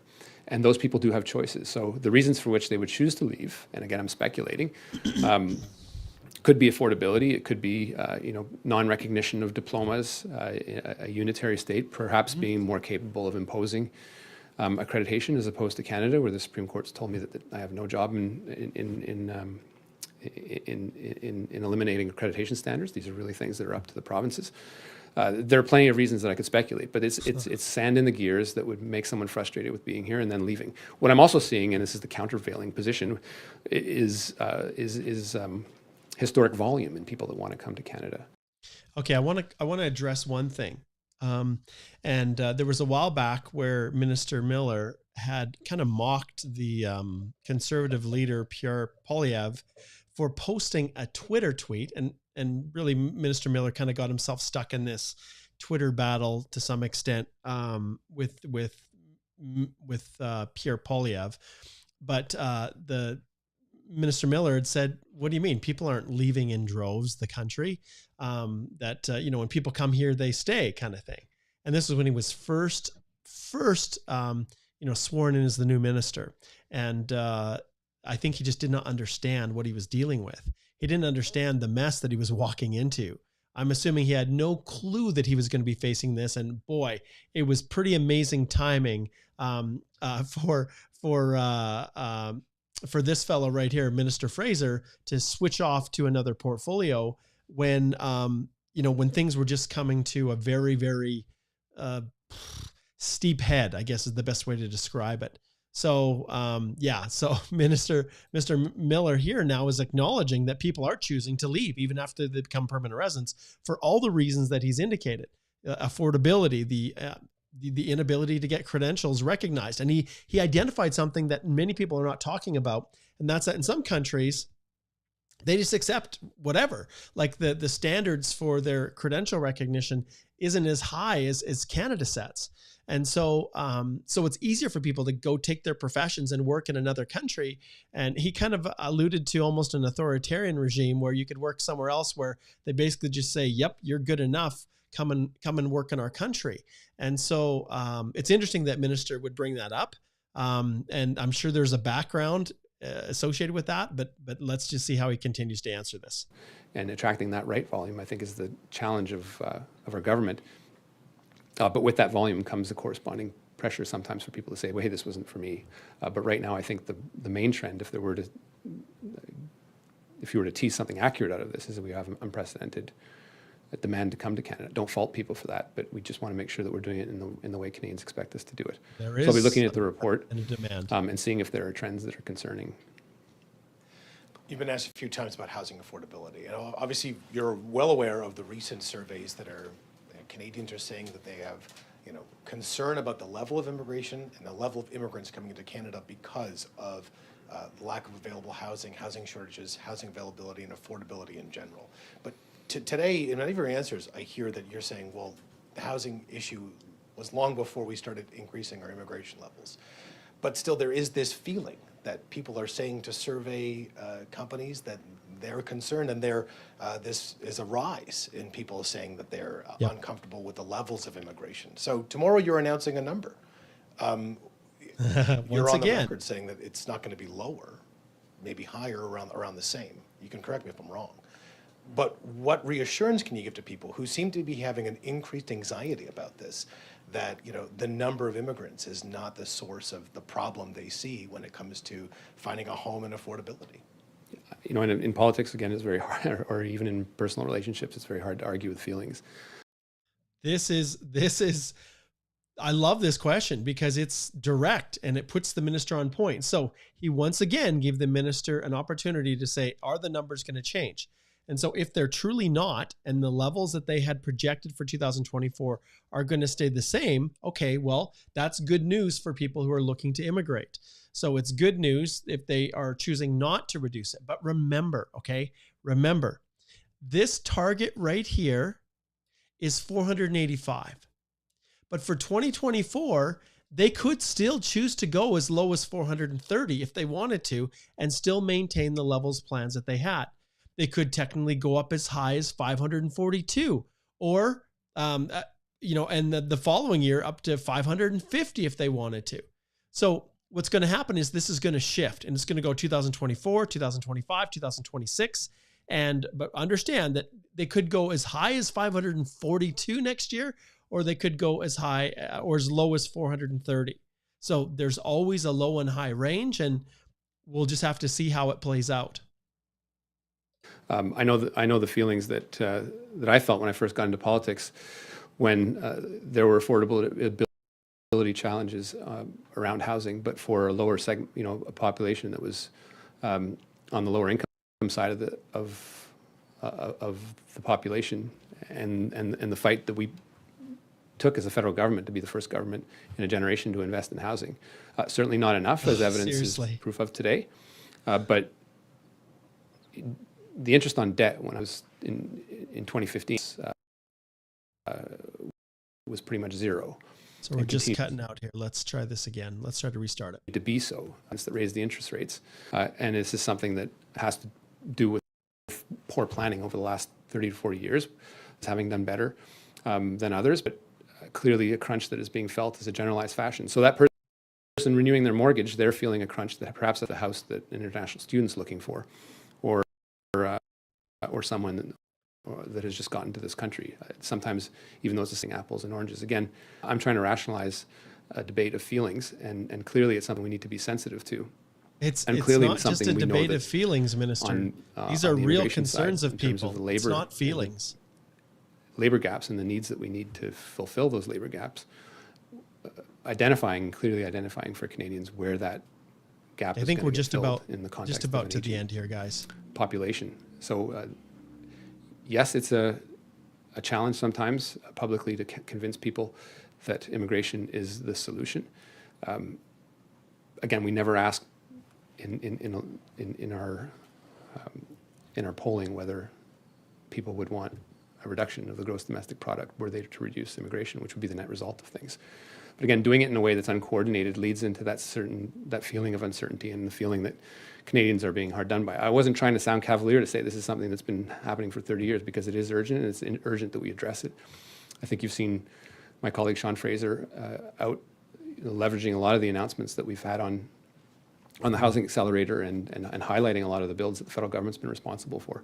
Again, this is the net conclusion that of all my meetings with people over the last few months, particularly in this ministry, is to this is quickly drying up, in a coordinated way, and in a way where we're not looking like we're out of step with provinces that are putting effort into it. We will now take the one question over the phone. Edith. Thank you, merci. As a reminder for participants on the phone, you can press star 1 if you have a question. Vous pouvez appuyer sur étoile 1 si vous avez une question pour les médias au téléphone. Nous avons une question de Edith Bergeron, la presse canadienne. La parole est à vous. Oui, ok, je présume que c'est moi. Je m'appelle Émilie Bergeron. Donc, je m'entends en écho, je ne sais pas si vous arrêtez ça. Donc, juste, M. Miller, sur la volonté d'intégrer les enjeux de logement, d'accès aux soins de santé, la planification des infrastructures au moment là, de faire la planification des niveaux d'immigration. Bien sûr, vous voulez le faire en collaboration avec les provinces, c'est écrit noir sur blanc, mais comment vous allez vous prendre une responsabilité fédérale à ce niveau-là, étant donné que, par exemple, la santé, c'est une juridiction provinciale, même si l'immigration, c'est de compétences partagées. Comment vous allez jongler avec tout ça? Et est-ce que ça soit au niveau d'indicateurs précis? Quelle forme ça peut prendre? Oui, Émilie, puis la question est fort pertinente et importante. Le mot d'ordre, c'est vraiment ce mot de coordination. C'est clair qu'ayant identifié les grands enjeux et les grands indicateurs macroéconomiques, que très vite, il va falloir parler spécifiquement de ce dont vous parlez, c'est-à-dire quels sont les emplois qui sont désirables, dans quelle partie de la région, les grandes lignes qu'on a pu établir ces dernières années sont plutôt conceptuelles que précises, c'est-à-dire on savait qu'il y avait une pénurie de main-d'œuvre, il y a des qualifications auxquelles on donne des points, les gens arrivent ici, puis ils se débrouillent. Alors, ce que les Canadiens nous demandent de plus en plus, surtout dans le contexte actuel, c'est de nous, le gouvernement fédéral, de se débrouiller et puis de travailler avec les provinces. Vous savez, les compétences, les juridictions, puis cette bataille de ping-pong est largement méconnue par les Canadiens, donc, mais ils en sont les premiers victimes. C'est clair que dans les compétences, on peut jouer un rôle accru de coordination, montrer aux autres provinces qu'il y en a qui font leur travail. Ce qui nous rallie dans tout ça, c'est que le besoin se fait sentir tant au fédéral qu'au provincial. Et dans certaines circonstances, ce sont les provinces qui viennent nous voir pour dire comment est-ce qu'on peut coordonner. I think we've probably taken this topic and the minister and the questions that are being asked, and we've probably we've probably talked about this at length. But ultimately, what's going on here, you guys? I'll just transition over here. What's going on with all of this is that Canadians are now starting to ask questions about the housing crisis that we're experiencing and all of the, inflation, all this kind of stuff. And they're trying to figure out if immigration is playing a role in this, and the high numbers of immigrants that the annual levels plans are calling for, the policies that the Liberal government has put in place over the last few years to bring in large numbers of individuals under a number of different programs. Still French. And so they're trying to reconcile this. And so the minister is now trying to explain that there are many factors at play in the problems that are, that the country is facing right now. Obviously, the pandemic played a role. The policies of the party at the helm, which is the Liberal government, have played a role, and things both inside and outside the control of the decision makers, the Minister of Immigration, decisions that they've made have had a direct impact on all of this. And so the questions that are now being fielded now are much more, they're more 10,000 foot level questions, more high level policy questions, as opposed to how this is directly impacting you guys on the ground. You postgrad work permit holders that have been languishing here, but we're going to talk about all of that as soon as we wrap up here with the minister. And so if you have questions, post them. I am collecting them as I go through here, and and we'll address all of this. Okay, let's go back and let's listen. Still French here for me. Sur des chiffres et des piliers qui sous-tendent ces chiffres et les niveaux qu'on veut établir, plus d'attention à l'interne qu'on veut porter pour s'assurer qu'il n'y a pas d'effet pervers, et qu'on puisse bien expliquer à la population canadienne pourquoi on fait ces niveaux, ainsi que pourquoi et comment on les justifie. Donc, je dirais que c'est pas... je sais, ayant parlé à mes prédécesseurs, qu'il y a des décisions qui ont été prises à la toute dernière minute. Cette fois-ci, ce n'est pas nécessairement l'exception, mais je dirais que les gens qui, en circonstances normales, n'auraient pas eu de commentaires à cet effet-là, en portent plus attention et de façon plus minutieuse. J'essaie de pas être... j'essaie d'être très précis dans ma réponse sans vous dire qui. Thank you, Minister. This now concludes this press conference. Right. Merci beaucoup. Ceci conclut la conférence de presse. And the minister is super, super excited. There we go. Let's slide it over here. And the minister is super excited to finally be done. Oh my goodness, is he ever glad to finally be out of that hot seat. That was something that was unbelievably painful to watch. You know, the questions he had, some were directly on par with the topic. We were brought into the process, quite late in the process. So it seemed like he had started talking and they didn't actually start to launch the, they didn't launch the actual video of the minister until he'd already started talking. So there's a little bit of a delay, and that's why when we jumped on, we missed some of the things. But just to summarize, so basically what's happened is, and I'll just pull up kind of the main screen here so that people can see what's going on. There it is. Okay. So basically what's happening here is that the minister, this announcement, tomorrow we're going to have the annual levels plans. We're going to get the results of the annual levels plans. At least that's theoretically. The last one that was released was November 1st. So we have to assume that it's probably going to be tomorrow. So the minister came on now, and what the minister did was, and just to clarify, this is Minister Mark Miller, the new Minister of Immigration. This was the previous minister, Sean Fraser, who is now over housing and some other areas.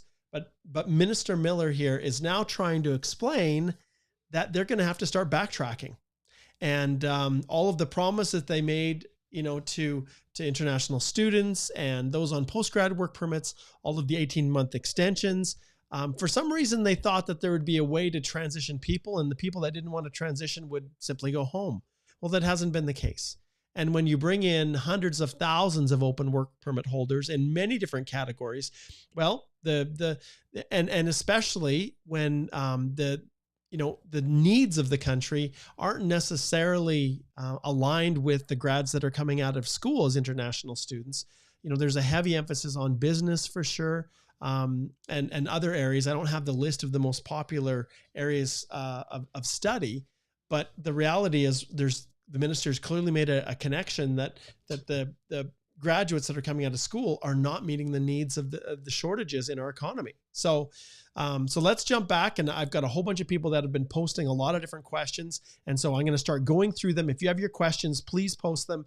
But essentially what the minister is saying is that trades are going to be super important. Any trade level position that helps to build housing and to meet this crushing, the prices of housing are skyrocketing. Rent is skyrocketing just because supply and demand, there's a much smaller supply than there is the demand for the spaces. So it's becoming so unaffordable for even Canadians to purchase homes, or young people to get into their first home. And so because of that, because of the difficulty, now people are starting to question the role immigration and really the Liberal government and their immigration policies has played in where we're at as a country. And I full respect for Minister Miller, because he owned it. He acknowledged that some of the decisions they made weren't well thought out. And so what does it mean for all of you guys? Well, that's what we're going to talk about. But one thing I do know is that if you're looking, and some people ask questions, well, what do we do as international students? Well, it looks to me like they're going to create some pathways for people to switch over to trades. If you want to stay in Canada, to take trade level positions if you don't qualify through any of the other mechanisms. And that is a reality. So we'll see how it unfolds. And trust me, you'll be the first to hear as we go through this. All right, let's pull this off. I'm going to pull off my little title here, and let's get to some questions.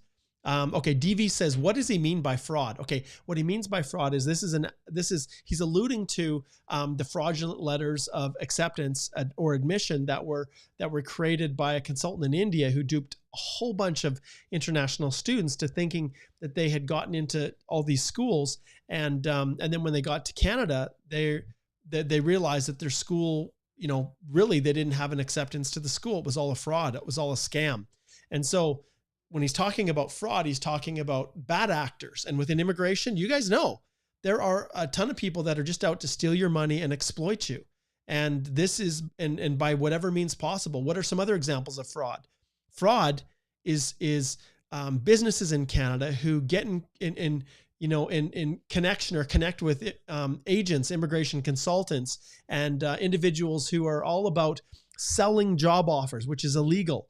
I see that happen all the time. $30,000, $40,000 for a job offer for an LMIA, essentially with a company, and it's just horrific. Those types of fraudulent activities are just really hurting the immigration system. But for all intents and purposes, what the minister is talking about when it comes to fraud is the Indian international students who were duped into coming to school. And some of them were recognized as knowing and being aware that it was a fake letters of acceptance just to get to Canada. But that's what they're trying to overcome. And in the video that I did last Friday, you can access it on the Canadian Immigration Institute YouTube channel or wherever you're watching this. We talk specifically about the minister's steps that he is going to put in place to try to curb the fraud. And one of them is basically having an immigration officer contact every school to confirm that the offer that the student has put in their study permit application is genuine. That's one of the steps. Okay, next here we've got Iggy says, what about international student workers, students' work hours and postgrad work permits? Well, they're clearly going to revamp the postgrad work permit. They're reviewing it to some extent. Right now, the ability for international students to work up to, full time, if they fit within the parameters of the policy, is that going to continue? We don't know. So that's really what, there was no clear indication by the minister about what's going to happen for hours for postgrad work permits. There's no indication that they have any desire to extend another 18-month postgrad work permit. I'm just not seeing that. Okay. Pratik says immigrants are allowed, but most of them given entry-level jobs. Why is the Canadian market not considering foreign experience, especially Asian countries? That's a very good question, Pratik. And that's something that the minister talked about, was the problem with foreign credential recognition. That matter is a provincial matter. And I know the province of Alberta has been working on it, but their especially trade level positions are some of the most difficult to get into because of the regulatory requirements. And so it'll be interesting to see what the federal government does in terms of putting pressure on the provinces to open it up and make it easier for people who have qualifications in whether it's a profession, whether it's a trade, whatever it might be, to be able to actually work in that trade, whether it's a regulated trade and or if it's a profession that obviously is governed by a professional body that is very restrictive. So I'm hoping that they'll open it up. And I want to tell you guys something, okay? Pratik, my own brother, Danny, is in Australia right now. He went to school in Australia, completed his dental degree there. He graduated, he came back and he wrote the dental exams for Canada, but he didn't pass. He was not able to get in. So even though his whole family's here, my brother is living in Brisbane right now, practicing as a dentist, a very successful, excellent dentist, all because the Alberta dental boards were just something that he was unable to pass. He was good enough to do very well in school in Australia, complete his credentials, but apparently the Australian credentials that he have are not recognized without forcing him to write the test. And I got my own issues with that. But it's something that exists for not just foreign nationals coming, but our own citizens who go and study in other countries and then come back. So I'll just leave that with you. Okay. And then some people are posting some harsh comments here, but I'm going to pull some of them up. So Ross says, being an international student is just an entry to Canada. Getting PR depends on your strategy. That's right. And so some people say, and this is, I like this response here. So Iggy says, what is the strategy? Well, one thing you guys have to realize, and I've covered this in the past with a lot of my past videos that I've done. I did I think a top 6 takeaways or something from the minister's, and at that time it was Minister Fraser's plan for transitioning people to permanent residence. One of the things that was brought up was the need for students to not live in the major areas, but to be willing to go to more rural areas. And I know some people had asked about the municipal programs that the minister was going to announce. And all of those things are really important. They all fit a part in trying to solve this problem. But if I was a new student, the last place in the world that I would go to is Ontario. Over 49% of all students go to Ontario. And then British Columbia is the next. And I know there's a reason why. Maybe the school offers what you want. But if I was a new international student, I'd be headed to Atlantic, Canada, or I'd be headed to Alberta or Saskatchewan or even Manitoba. There's far fewer candidates trying to vie for the same positions. And if you've often studied in a province and are working in an occupation related to your field of study, there are more pathways for you than trying to study in Ontario and then move on a postgrad to some other province. So that's, I've talked about this at length, but yeah, it's something to personally, as far as strategy, that's what I would look at. And then the other strategy is, where are the areas of labor shortages? Now, obviously the minister said repeatedly trades, but at this stage, there's no real meaningful pathway to a trades, going through a trades and then working. It depends on the province. Each province has their own compulsory trades and optional trades, and the requirements are sometimes they change between provinces, but it's not easy to get into the trades, which is something the minister is looking at. And then for other people that are looking to come to Canada, I would look to see where the labor shortages are. Like if they're talking about their shortages being in healthcare, absolutely, I'm going to be looking at healthcare. If there's shortages in transport, then I'm looking at transport. Understand that the category-based draws can change. And even though the minister has indicated that, for this year, they're going to honor and lock in with those areas, the trades, transport, French speaking, STEM, healthcare, those category-based areas, they're going to be locked in right now. That could change next year. They could change the allotment. They could, as one person alluded to at the very beginning of this live stream, they could suggest that maybe they give 600 points to anyone working in trades. So basically, it's like a nomination from a province. If you've got a job offer and you are working in the trades, then you automatically get an ITA. That's a possibility. So we'll just have to see how that plays out. Okay, Pratik says immigration policies must differentiate between experienced and non-experienced immigrants. Well, to some extent they do, but we'll see how Minister Miller moves forward with this. Okay, let's see what else we have here. Sam says, what's the point of spending thousands of dollars in study when they don't guarantee a PR? And he's responding to Ross. I get it. But here's the problem. The problem is that education agents and even international schools, it's a massive money-making proposition. And so when you've got money to be made, people will say all kinds of things. And, the government itself, if you look through the IRCC website, and you look at the study permit process, never once have they said that there is a guarantee of permanent residence. What they have said is, especially like who has said it? Well, for instance, Minister Fraser here has said that international students are, the best candidates that Canada could have for settlement in the country. And he said that in a meeting that I had personally with him a few years back when I was the national chair of the Canadian Bar Association. And actually I was the past chair, the immediate past chair. He talked about the virtues of international students, but the reality is now the game is changing.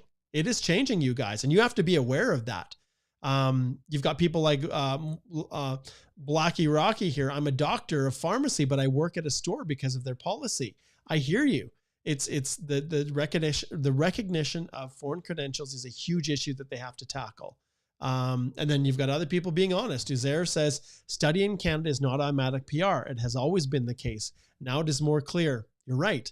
And that clearness has been very clearly articulated by Minister Miller right here, our current Minister of Immigration, within the Liberal caucus. So understand that times are changing. And if you are looking to come to Canada as an international student, you need to be very, very aware, as Uzair indicates here, and notwithstanding whatever your education agent is telling you, there is no guarantee of permanent residence. But if you're strategic, if you think carefully about the program of study, if you look at studying in areas where there are shortages, and each province has labor shortage data, even the federal government has labor shortage data, you can choose occupations where there are jobs.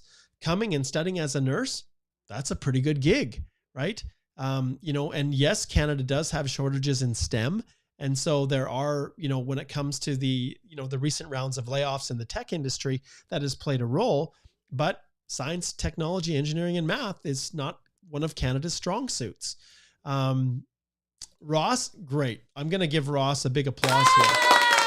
That's loud. Give him a loud applause. He says, moving to Atlantic after I graduate. Have my husband work in construction. He's currently enrolled now in a short course, construction course. That's great, Ross. And when your spouse is here on an open work permit, or obtains a study permit themselves, there is more flexibility if they're accompanying spouse than if they're just applying directly themselves and trying to enroll in a short course.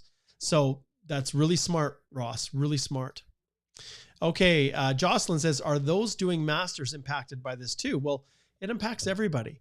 Sure, if you've completed a master's degree, you can get your postgrad work permit, but at the end of the day, you still have to be able to get that a score high enough to qualify. And it's with it being over 500 for express entry, CRS points, it's really, really difficult. So, once again, where did you do your master's? Was it in Ontario or was it in Atlantic Canada, where I've talked about this in the past? Atlantic Canada has more than one pathway to permanent residence, and that's what you guys are looking at. That's what you need to focus on. Okay. And Tala says, but the federal government has to understand the needs of every province. That's true. They have to work hand in hand. It's a multifaceted kind of approach. Igor says this, and let me drop the minister off here. We'll just drop the minister, make some room. He says, 2 quick thoughts. I need to get back studying French. Sure, Igor, that's a possibility. And then he says, I'm so lucky I received an ITA back when the scores were 460 plus. Would have had no chance of immigrating now. That's right, Igor.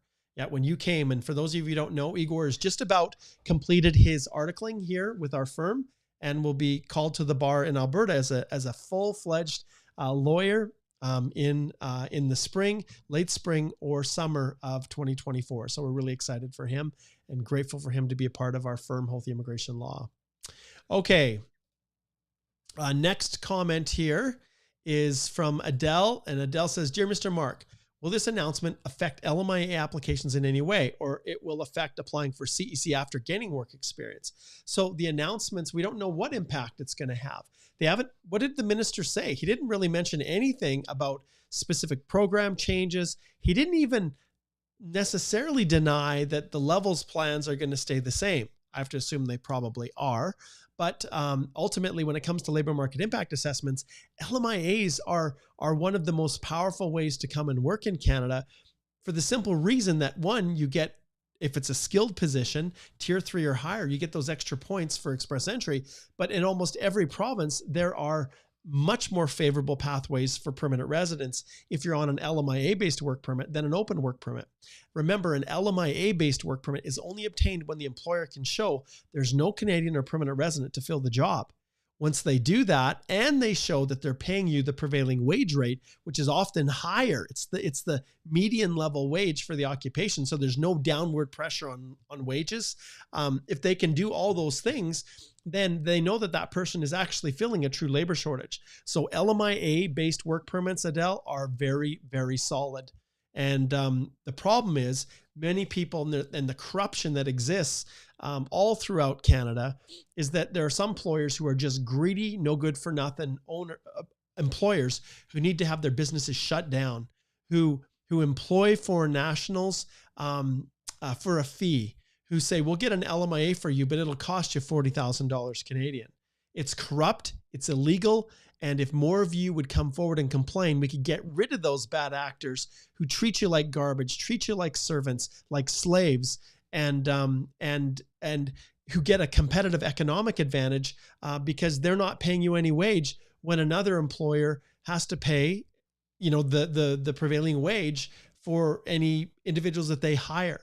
So it creates a perpetuating thing where people are just, basically doing things illegally. And unless people come forward, it will continue to be that way.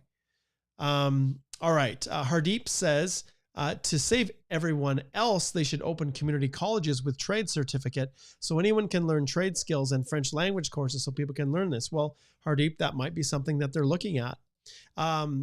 Develop says, I am in Canada with an expected score of 510 in March 2024. Will this immigration level plan impact me in any ways? Maybe. It just depends. You know, what is your area? What is your, like, where are you going to study if you come? Or if you have come, are you working on a postgrad work permit? What's your area that you work in? All those things are going to play a role.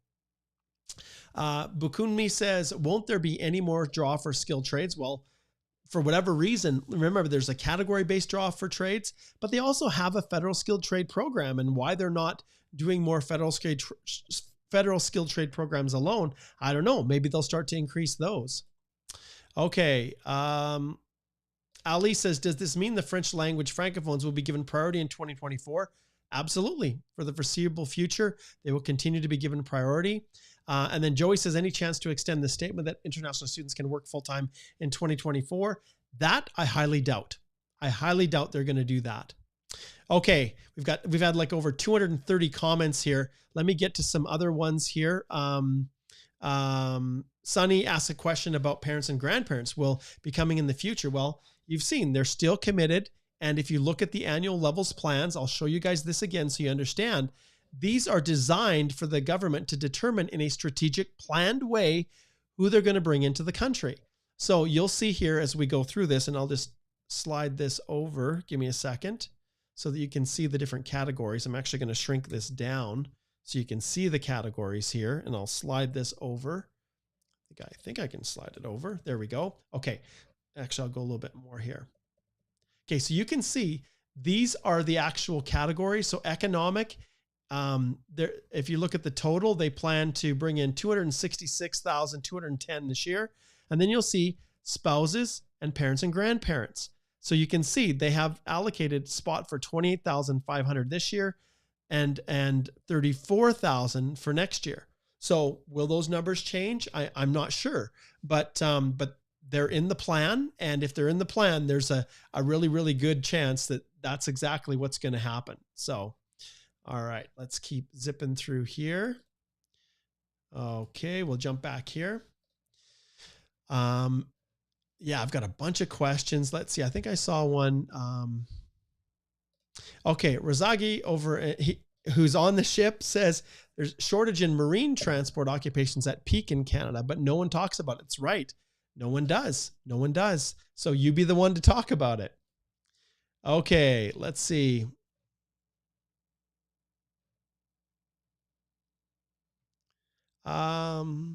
Okay, Don says, is digital marketing a good field to study in Canada? Well, I'll show you guys where you can find answers to these questions.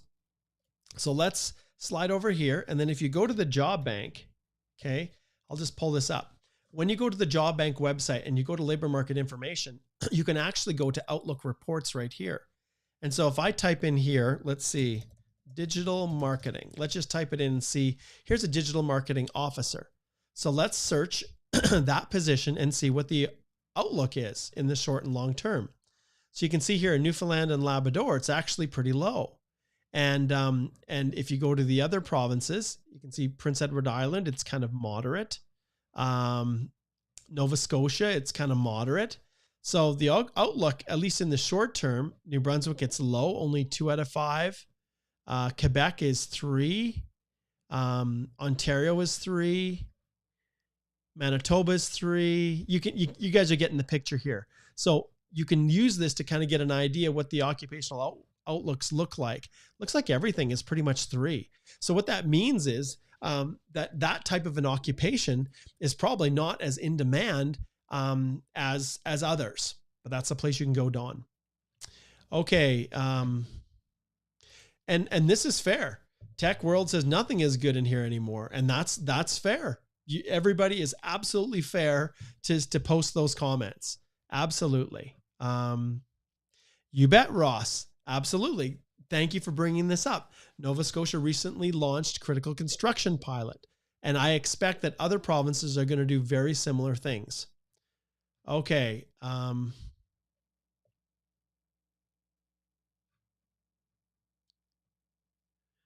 Ali says, should we start learning French? Okay, let's see what Alicia, she just posted it. And I think this is the actual report. Oh, good. Okay, so Alicia, she just posted this for us. So this is the report. And I will just, I don't think I can actually share it in our feed, but all you have to do is just search for this. So an immigration system for Canada's future, strengthening our communities. And if we scroll down here, you'll see that it was just released just today. So this is the basis for what the minister was talking about. Context, why immigration is essential to Canada's future and why we need to plan now for that future. Okay, so basically they're saying, don't throw the baby out with the bathwater. Sure, we've made some mistakes, but it's still critical to our future growth. And then what they heard, the key takeaways from an engagement with stakeholders, I can almost guarantee that the key takeaways are going to be that Canadians are uncertain about the levels plans, and then a plan to get us there, plan measures and initiatives for the future. So let's just take a few seconds and let's just pull it up and just see what we have here. So they talk about the current immigration system. They talk about the processing times. They're trying to show, hey, look how good we've done since October of 2022. The processing times are coming all the way down. And okay, well, that's great. Processing times, and I think probably it makes sense to have a separate video to talk about this, just because there's so much in here. But what I'm curious to see is what they have for, okay, what they heard. Let's see if there's any highlights on what they heard. And settlement service for 8 years, and I've never been part of a consultation like this. Okay, well, I don't know what that means. Seriously, are you guys patting yourselves on the back for having consultations? I don't know about you guys.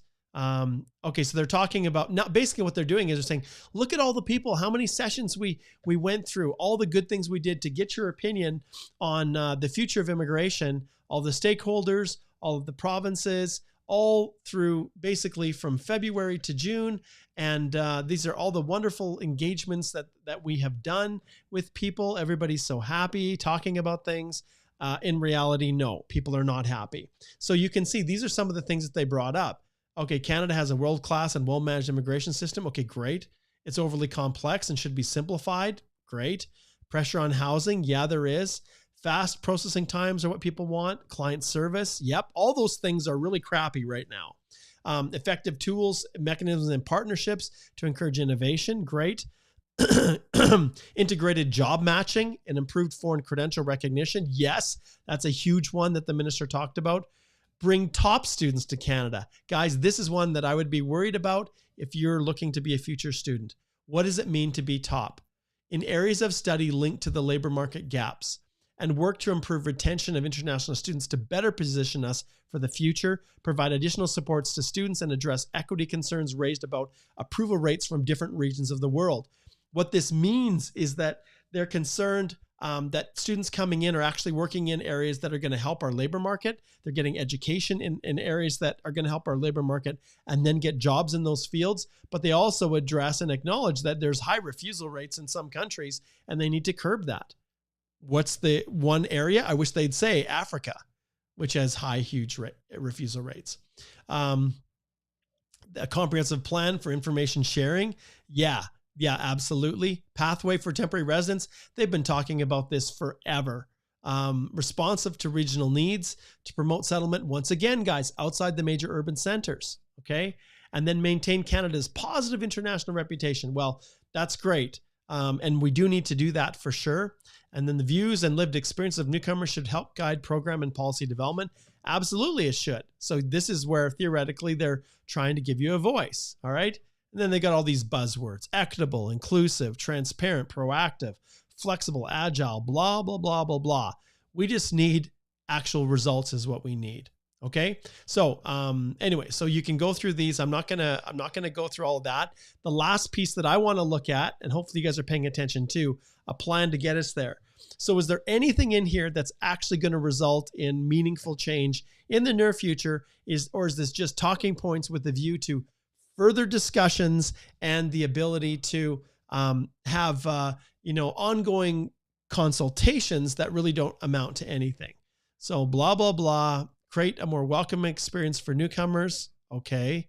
Reduce wait times and improve service standards. Okay.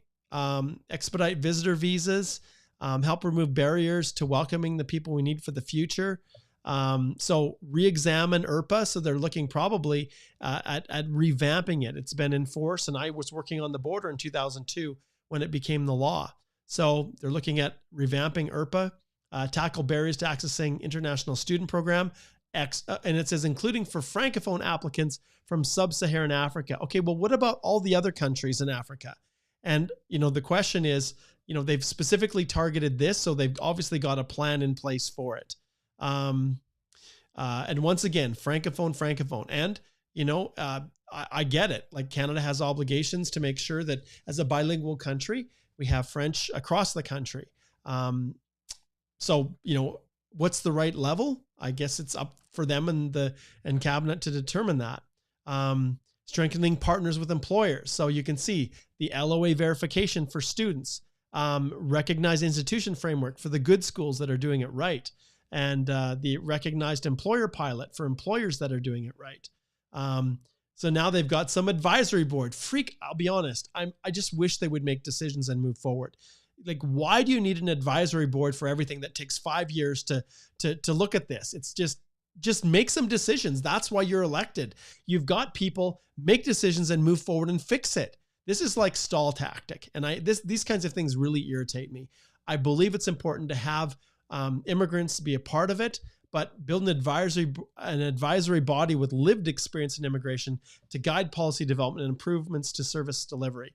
Well, I can tell you that organizations like the Canadian Bar Association, CAPEC, Acadie, we have unbelievable amounts of experience on the ground with our clients who are going through all of this. I just wish that you would include us as better stakeholders. Even though I know, Minister, you met with our national executive, historically it's been pretty crappy. Easier for applications to find the information they need, great. Pursue opportunities to enhance the immigration experience for families, whatever that means. Streamline pathways and programs, explore new opportunities to support employers, make applications more user-friendly, so they're going more digital, more virtual technologies, including the ability to assess applications with artificial intelligence. That's something you guys need to be aware of. More and more of that is going to be a part of the application process.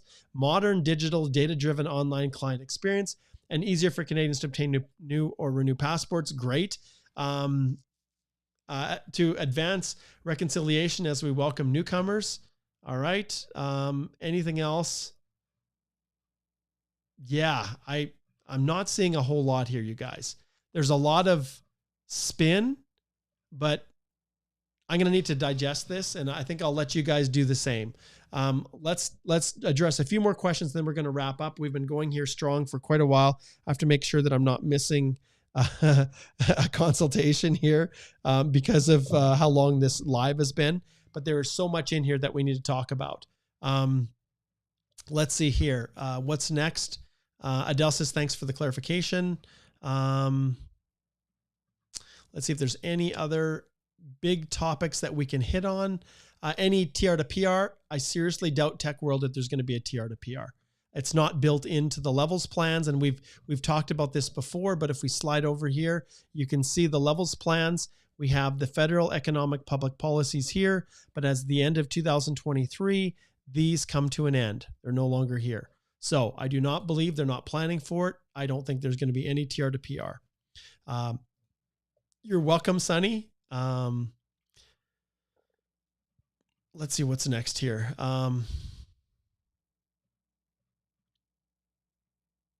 Oh man, ABIS. Okay, every province has different trade regulations. So ABIS says, is that compulsory to have Canadian certificate for trade occupations as mentioned in their NOC employment requirements to be eligible in trade targeted draws and express entry? No, you do not have to have trade certification to be eligible to get through the trade targeted draw.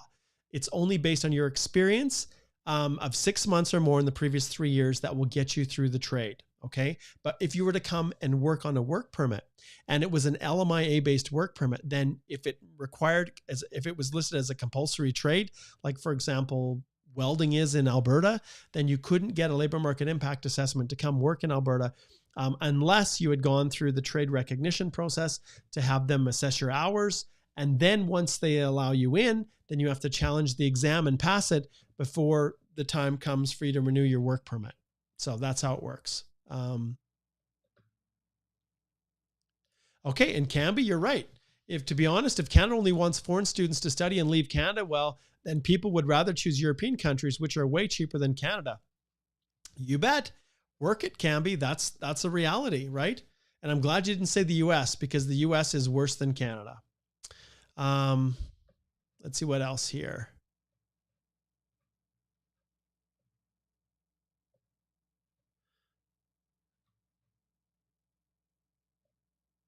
All right, we're just about wrapped up. I'm just skimming to see if there's any other questions, and I think we'll wrap it up there. We've been going for a very, very long time.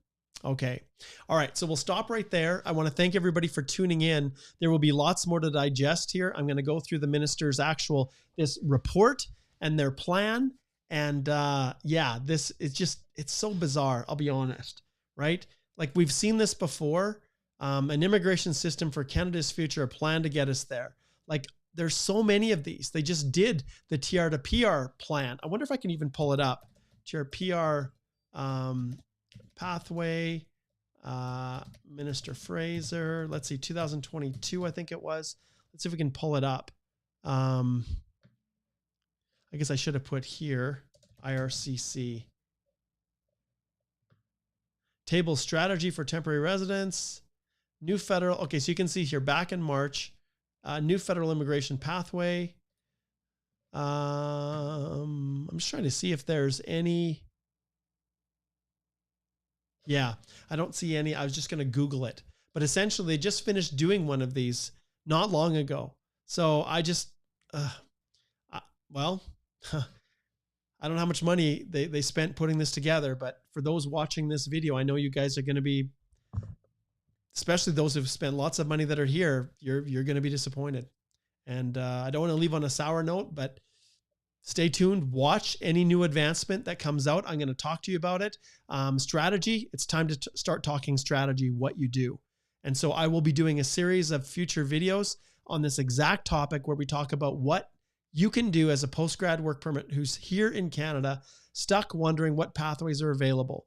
And when there's a limited supply of permanent resident options and an oversupply of people wanting them, you are going to have to be strategic. So stay tuned for that.